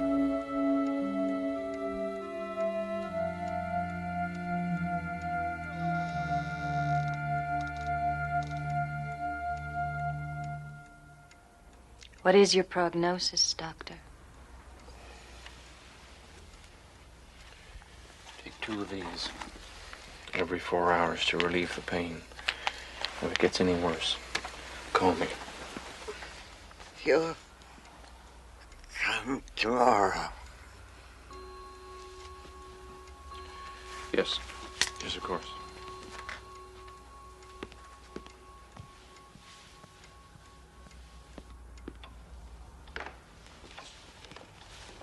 You didn't answer my question. How is dear Aunt Selina? She's dying, Miss Brockman. She's been dying for some time. The only difference now is that death begins to have clearly defined lines, and you discover that it knows your name. Is that the answer you were looking for? Just concerned, Doctor. I was thinking tomorrow after your visit, maybe we could go out for a drink. Does this mean you won't be coming by tomorrow? In case your aunt didn't tell you, I inherited this family from my father, who got it from his, and that carries a certain obligation. A word you may not be familiar with. So, yes, I'll be here tomorrow. Only question is whether Selina will still be with us.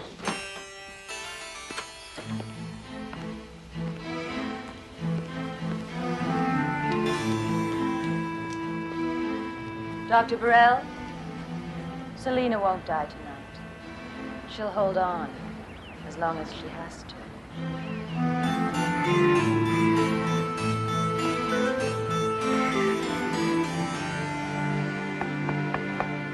Come in. Your coach awaits, madame. Okay, let me just do one last check. Are you sure about all this? It's a long way to go on the basis of a telephone conversation. She's my aunt. They say she needs me. But you never even met her. No, but I've heard about her. My dad used to talk about her in this sort of whispery tone of voice that he usually saved for anything that was unusual or exotic or just plain different. She sounds weird. She's dying. Any talk of an inheritance? Susan! Well? Some, depending on my going down there and helping out. But I'm really just more curious than anything else. Okay, that's it. Last chance. Suze, I spent my whole life within walking distance of this place. I think I'm entitled to a little adventure, don't you? Okay.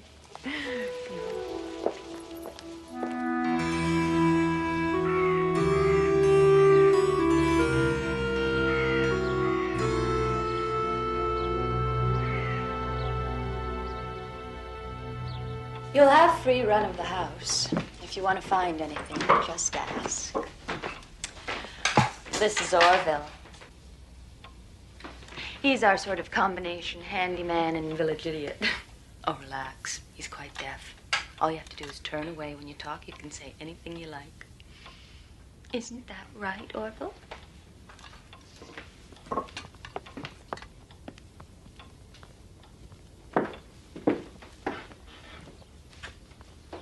Who's that? My mother. She's quite harmless. I don't even think she knows we're here. I'm told there's a family resemblance.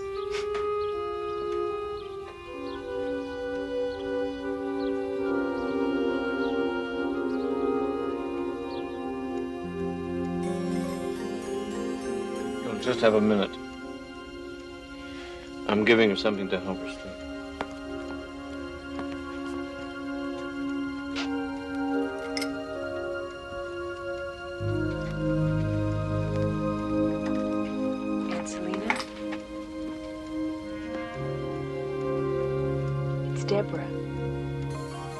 Deborah Brockman, you sent for me. I'll be helping to look after you, so if you need anything at all, day or night.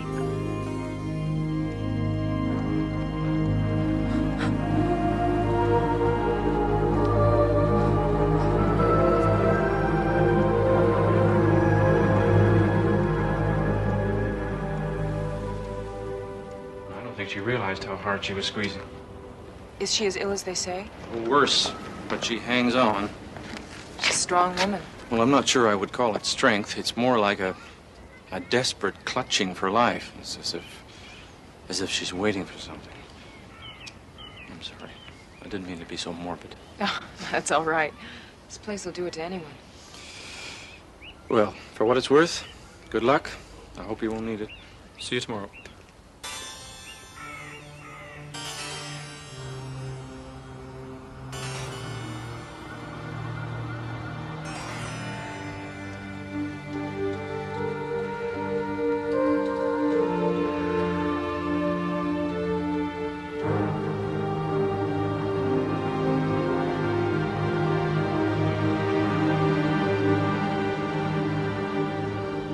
Silly about bothering you. I mean, it's just a spot. Still. I didn't want to mention it in front of Aunt Selina. No, that's good. You can't be too careful. Though in this case, it's curious but harmless. It's a liver spot. A liver spot? Well, it's uncommon in someone as young as you, but it's completely benign. You probably got it from too much sun. How could it appear so suddenly? Probably the skin's been darkening by degrees for some time and only now become noticeable. Since there's only one of them, good bleaching cream 2 or 3 times a day will do it. And stop hanging out on the beach. Doctor?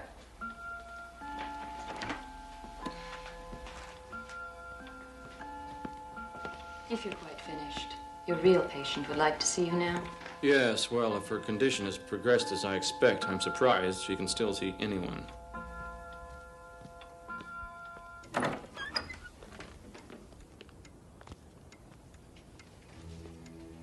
Good afternoon, Doctor. And isn't it a perfectly splendid day? Well? Pulse is stronger. Heartbeat seems to have stabilized a little. You sound surprised. Well, frankly, I am. When I came through the door, I expected to find... A corpse? I wouldn't have put it that indelicately. Perhaps you're a better physician than you give yourself credit for. No. I'm good. I'm not that good. Aunt Selina has a very powerful will to live, Doctor. Yes. So it seems. Now, I don't want you overexerting yourself. This could be a temporary remission. You don't want to cause a relapse.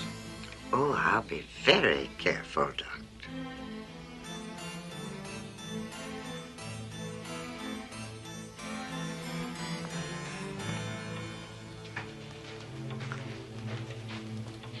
Well, thanks, Hartman.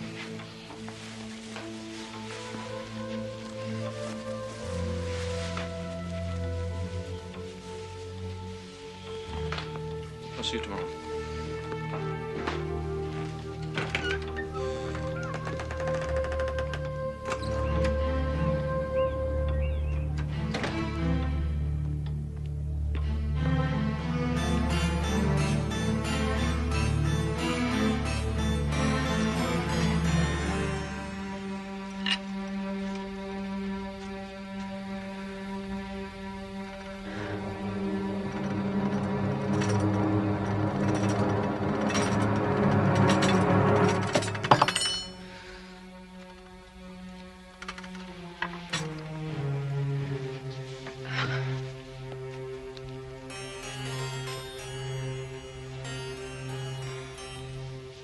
Are you feeling all right, Debbie? I think so. Just a little tired, that's all. Probably need something to eat. Why don't you go lie down? I'll bring you something in a little while. Thank you. I think I will do that.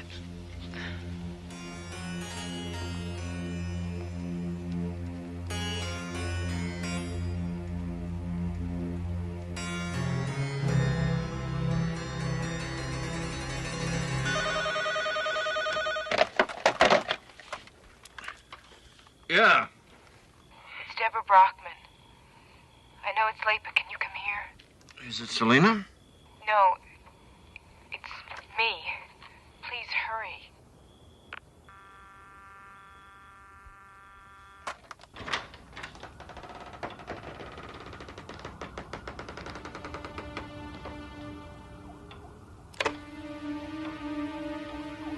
Deborah?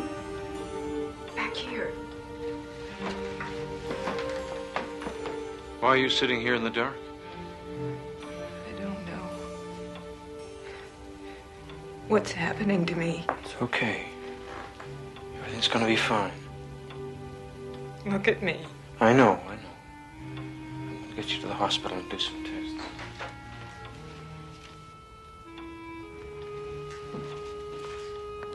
Come on, Jack. There must be something you can do. What? Look, we've run every test we've got. Blood count, cell structure, you name it, we've put her through it. And we can't find anything wrong with her. You've got eyes. You've seen her. Looks like premature aging to me. I agree. It's a nice label, but until we know what the cause is, that's all it is. Look, I'll arrange a CAT scan, see what radiology's got. If I hear anything at all, I'll let you know. Now go home and get some sleep. Dr. Chen, OR3. I'm sure this is quite unnecessary, Doctor. Yes, I'll decide that for the time being. Whatever's hit Deborah, I have to know if it's contagious. I've never felt better in my life. Neither has Aunt Selena. And your mother? Oh, she never changes. She just sits up there in her cat bird seat watching the world go by. That's a souvenir from childhood, if you don't mind. My niece is correct. We don't need a doctor. Your interest is appreciated, but as you can see, we're all perfectly well. Oh, yes, I can see that. It's a curious coincidence, isn't it? Deborah's showing signs of premature aging. I said that would be all, Doctor. In fact, I should think that you will no longer be required. Payment for your services will be sent on to your office. Well, what about Deborah? Oh, we'll see to it that she gets all the best care. You needn't concern yourself with it any further. Fine. Well, if it's all the same to you, I'll choose what I want to concern myself with. Good day.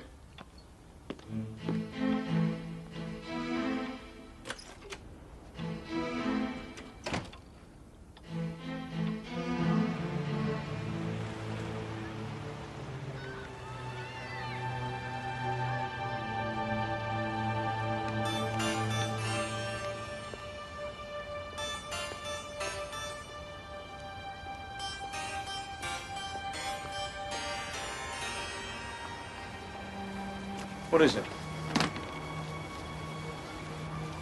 The diary? The Brockmans?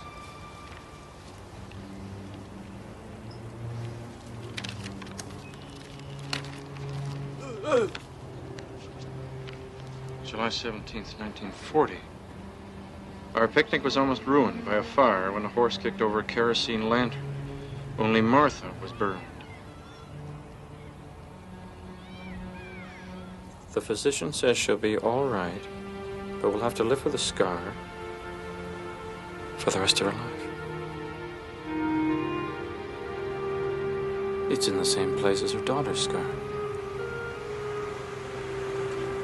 Can you get me back in there tonight?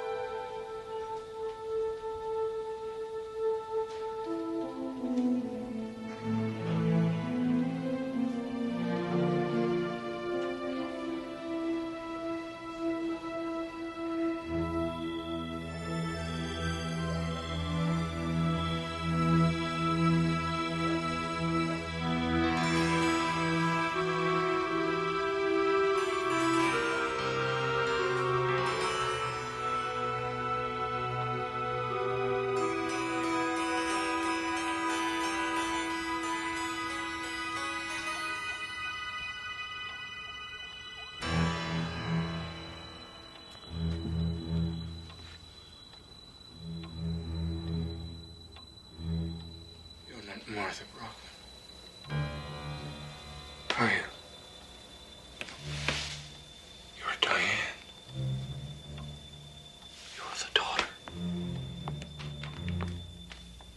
you doing here? At first, I didn't believe it. I mean, I didn't want to believe it. What are you talking about? I went to the hospital. I did some checking. Diane Brockman has green eyes and no visible scars. The woman sitting in that chair has green eyes. So what color are yours? And where did you get that scar? How old are you really, Martha? Get out. Oh, it's a convenient deal, isn't it? Get out of here! Get out of this house! Not before I talk to Selena. No. Selena! Selena! My God. Selena, he knows. It isn't right, Selena. Give Deborah back her years. You know it isn't right. Not right? What do you know about it? The game is longevity, Doctor. You play at it with your medicines and your stethoscopes, but we've won. There's one rule, Doctor. It has nothing to do with morality or love. When illness or death encroach, the trade takes place. That's the way it's always been and the way it always will be.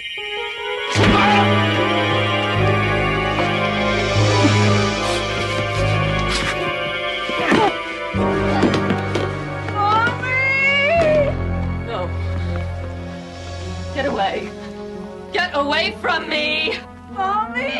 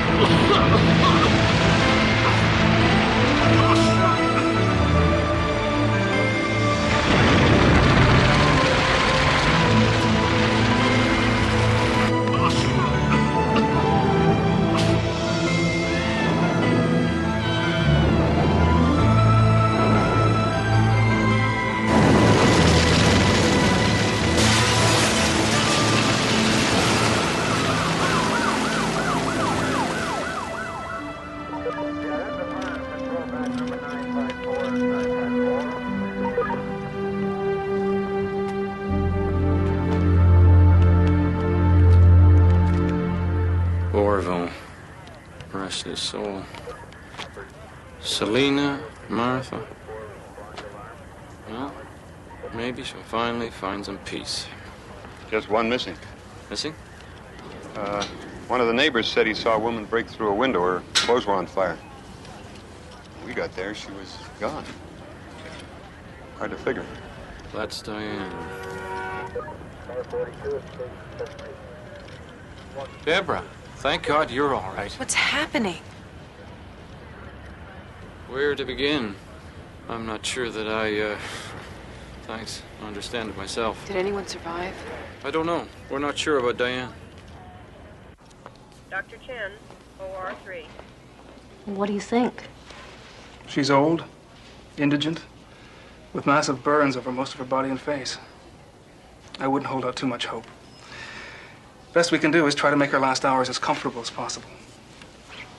Did you notice, though, her left arm seems to be healing quite fast?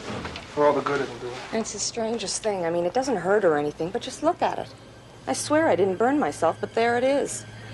I've been wondering if it's psychosomatic. Maybe I've been working on the burn ward too long. Dr. Robbins, call 23. Jane Doe, age unknown. Sole survivor of a terrible fire, soon to undergo a miraculous recovery. A living warning to those who fail to perceive the distinction that there is a difference between the fear of death and the love of life, especially in the Twilight Zone.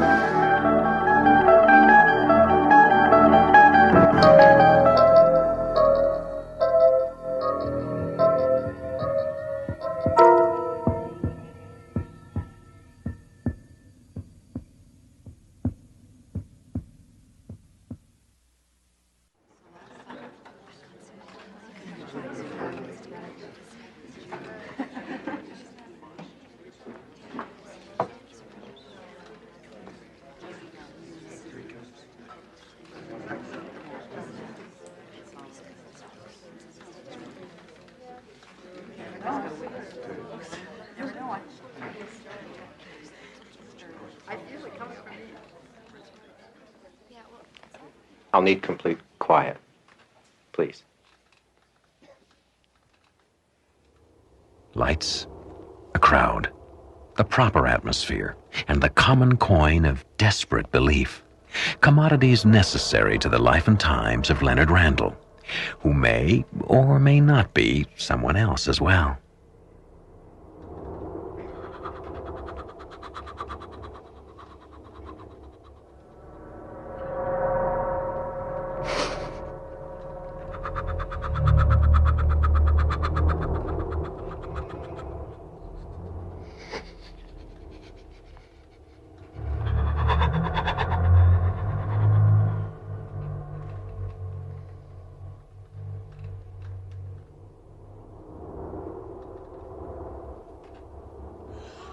I am Delos, and I am here.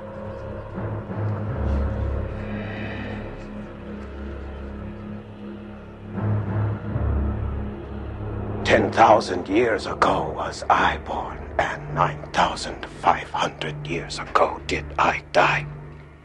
I have walked the cobbled streets of the place men called Atlantis, but which we called Shuma Zamoria. My master in wisdom was Eli ben Zamora, who studied at the feet of the Undying One himself. To you, I bring what little I can offer against the darkness. I am Delos, and I am among you. Speak, and you shall be heard. So David is a nice man, and I think he's a soulmate.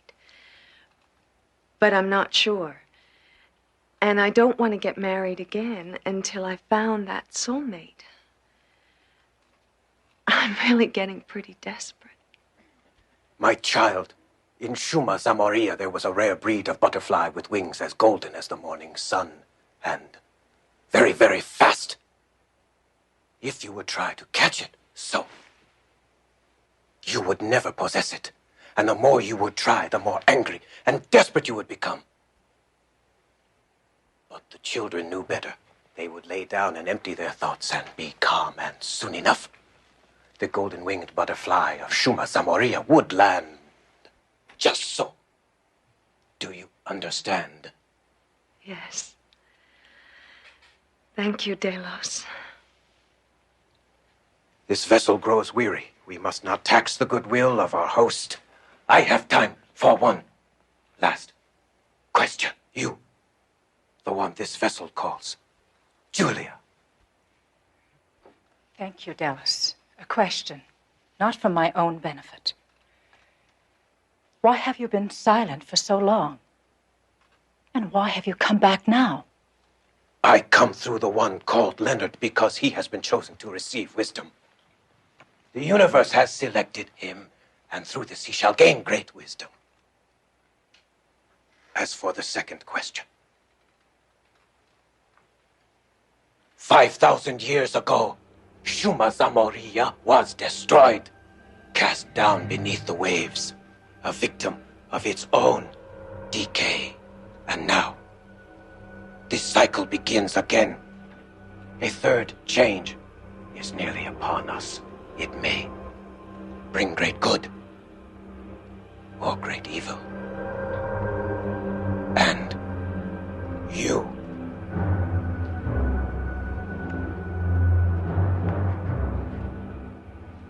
all of you, will tilt a balance. My time here has ended. He whose body I inhabit has reached his limit and I must go. Remember all I have said here today and seek the light within each of you. I am Delos, and I wish you well.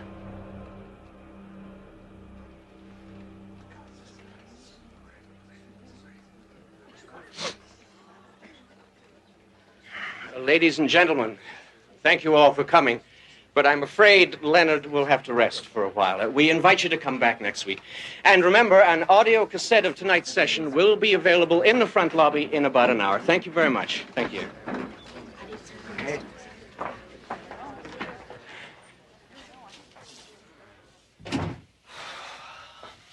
They're gone. Leonard?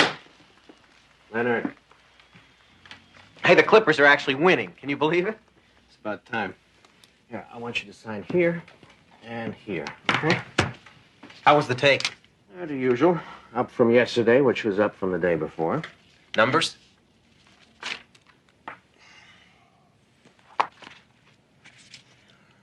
We're booked solid on the 3-day retreat. Crystals, tapes, and amulets are up 5%. Book sales are up by 10, but holding. We got the printer standing by for another run after the TV show. Which reminds me, don't forget you got the pre-interview tomorrow afternoon at 3, okay? Good. Should be quite a reaction when Delos goes coast to coast. Just a hop, skip, and a jump till we have a show of our own. One step at a time. As our good friend Delos might say. Never take anything for granted in the prophet biz. Words far truer than he suspects. Hey, that's a good one. Huh? Yeah, thanks. It is a good line. Listen, get me everything you can on Daphne Blake. The more I know going in, the better I'll be able to tailor Delos. Yeah, will do. Shall I also send her a bio on you? I suppose, but nothing too spectacular. Just indicate that I'm a humble tool of the great Delos.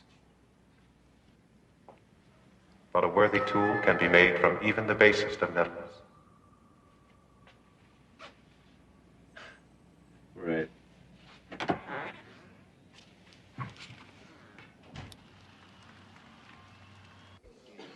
So you understand, gentlemen, this is just a formality. Miss Blake Lake's first-time guest to come by, get a feel for the place. Let us know what you want to talk about. Right this way, please. Formality saves me the trouble of keeping notes. Is there anything in particular you'd like to mention when you're on the air? Only that the true meaning in life is that which we choose to give it, and that the universe is not without mercy, and not so jealous that it cannot allow for a multitude of visions. All truths are correct, all creeds valid, and the only secret is that there is no secret. We're having a rally at the Pacific Arts Stadium on the 14th.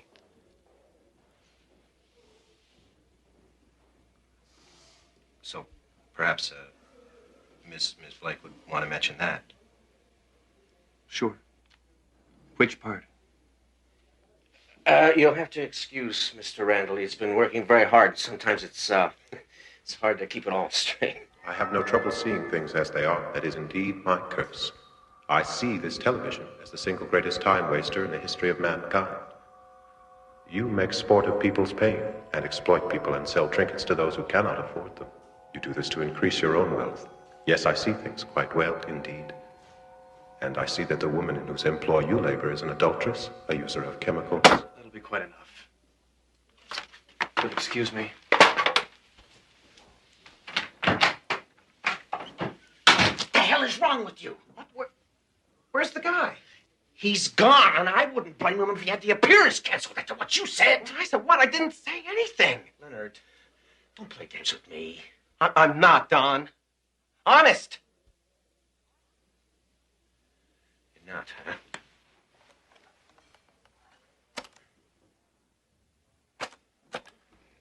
And I see that the woman in whose employ you labor is an adulteress, a user of chemicals. Who's that? It's you.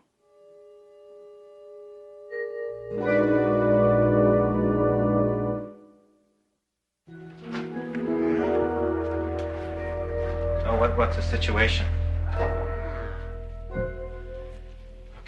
talked to the producer at Daphne Blake's show. I took a lot of talking, Leonard, and a lot of favors called in, okay? We're still due to go on the air. Hey, that's good at least. Maybe. Leonard, this can't keep going on. Now, you're going to have to do something before we go on the show. You have to get control of that voice. Well, it can't be Delos. There is no Delos. I mean, Don, we invented him. Remember? I said a 10,000-year-old warrior, and you thought I said a 10,000-year-old warrior. Hell, I thought you'd never stop laughing. Yeah, only it's not funny anymore, Leonard. And the money and the good times, it all comes to a stop unless you can get this under control. Which is why I've made an appointment with someone for you. He's a specialist, and I think he can help. A psychiatrist? No way. Not a chance. Leonard, I don't know what's going on here, and neither do you. All I know is everything is riding on this show tomorrow. Now, mess up, man. And we're finished. I said no. N-O. I can handle it! I'm sorry. Look, can we backtrack a moment? I think there's something I'm not getting here. You're a trans channeler, aren't you? Yes. Not to be judgmental, but you're supposed to hear voices, yes? Yes. Then what's the problem? Well, it's, you've got to understand, Dr. Greenberg, I'm really getting this voice, see? And I've got to go on TV tomorrow. So, unless you can help. Television. Now I start to get the picture, so to speak. Mr. Randall, I've worked as a psychotherapist for 20 years. I pride myself on my record. If it's all the same to you, I'd rather not be the subject of this little publicity stunt. You may claim to hear as many voices as you wish, Mr. Randall, but do not come to me to add credibility to your little scam. Yes, you are a good man. One of the few I have met recently. That's right, and I... Oh, I see. And this is the voice, is it? Very nice. What else do you do? I speak honestly, that's all. It's not unlike what you do, I think. Oh, I see. And who might you be? Napoleon? Aristotle? Napoleon is dead. Aristotle is dead. And you do not look well yourself. Why do you do that to yourself? I think that'll be all for today, Mr. Randall. You miss her very much, don't you? What? I see such pain in you. But there was nothing you could do, even if you had arrived sooner. It would have been too late. Your wife misses you as much as you miss her. But she would prefer you did not hurry the reunion. Get out! What? What did I do? Just, how dare you? How dare you use my wife to... Of all the sheep, just get out! Forget my fee, forget the whole thing, just go away!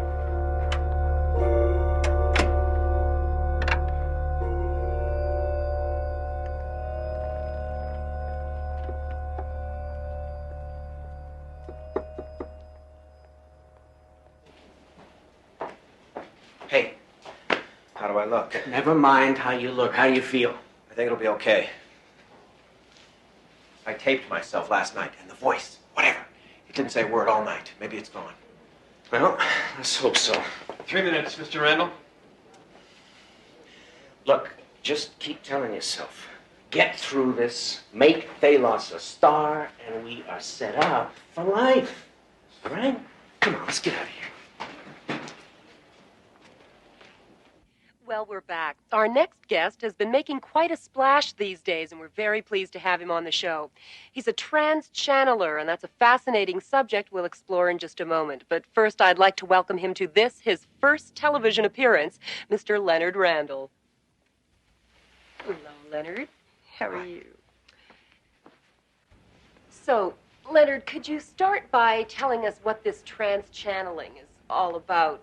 I mean, how would you describe what it is that you do?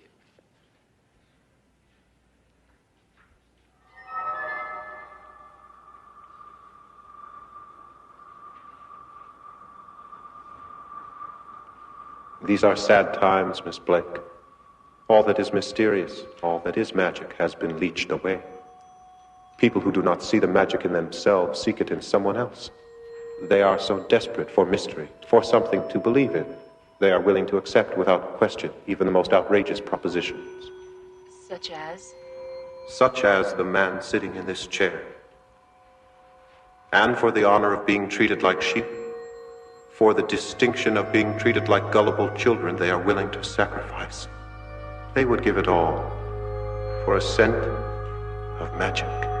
Mr. Randall, do you suppose that we could speak with Delos? He's the 10,000-year-old warrior that you channel, isn't he? There is no Delos. There never was. Consider it an investment of innocence that turned a considerable profit. And now the game is over. The masquerade is ended. To the followers of Delos, I can only offer the sincere apologies of Leonard Randall. And one slightly used piece of wisdom. Do not seek enlightenment in the vain and self-indulgent proclamations of those who insist you must pay for your own soul. Do not seek it in this box or in the opinions of others. Seek it in the quiet turning of your own considered conscience. Thank you. Well, folks, you've heard it here first. We'll be back right after these messages.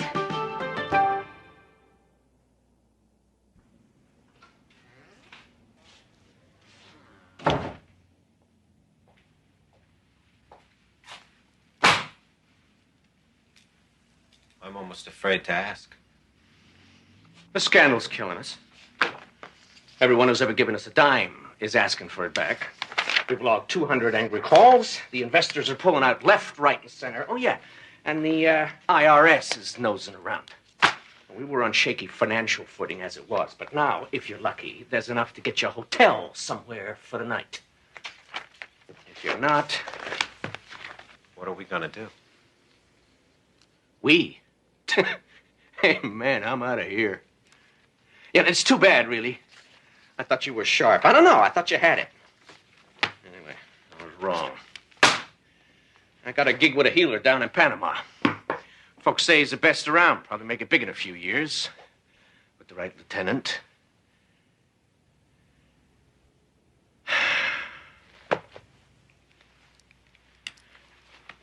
Get some serious help, Leonard.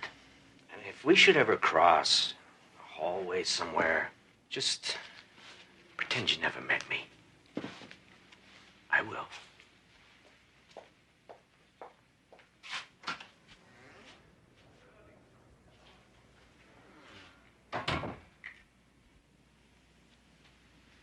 Well, Leonard, guess it's all over now. Quite to the contrary. It is only the beginning.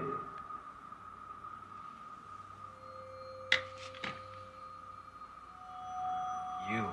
It's you. Yes, I'm pleased that you can hear me at last. There was so much in the way between us. That's why I had to get rid of it all, you see. You couldn't hear me. Anger, Mr. Randall? It seems rather pointless, don't you think? Isn't that what you said? What Delos said? Submerge anger. Find the center. The hell are you? Come on out! I'll kill you, you lousy! Where are you? I'm here, Mr. Randall. With you. Why are you doing this to me? Why? Look over here, Mr. Randall.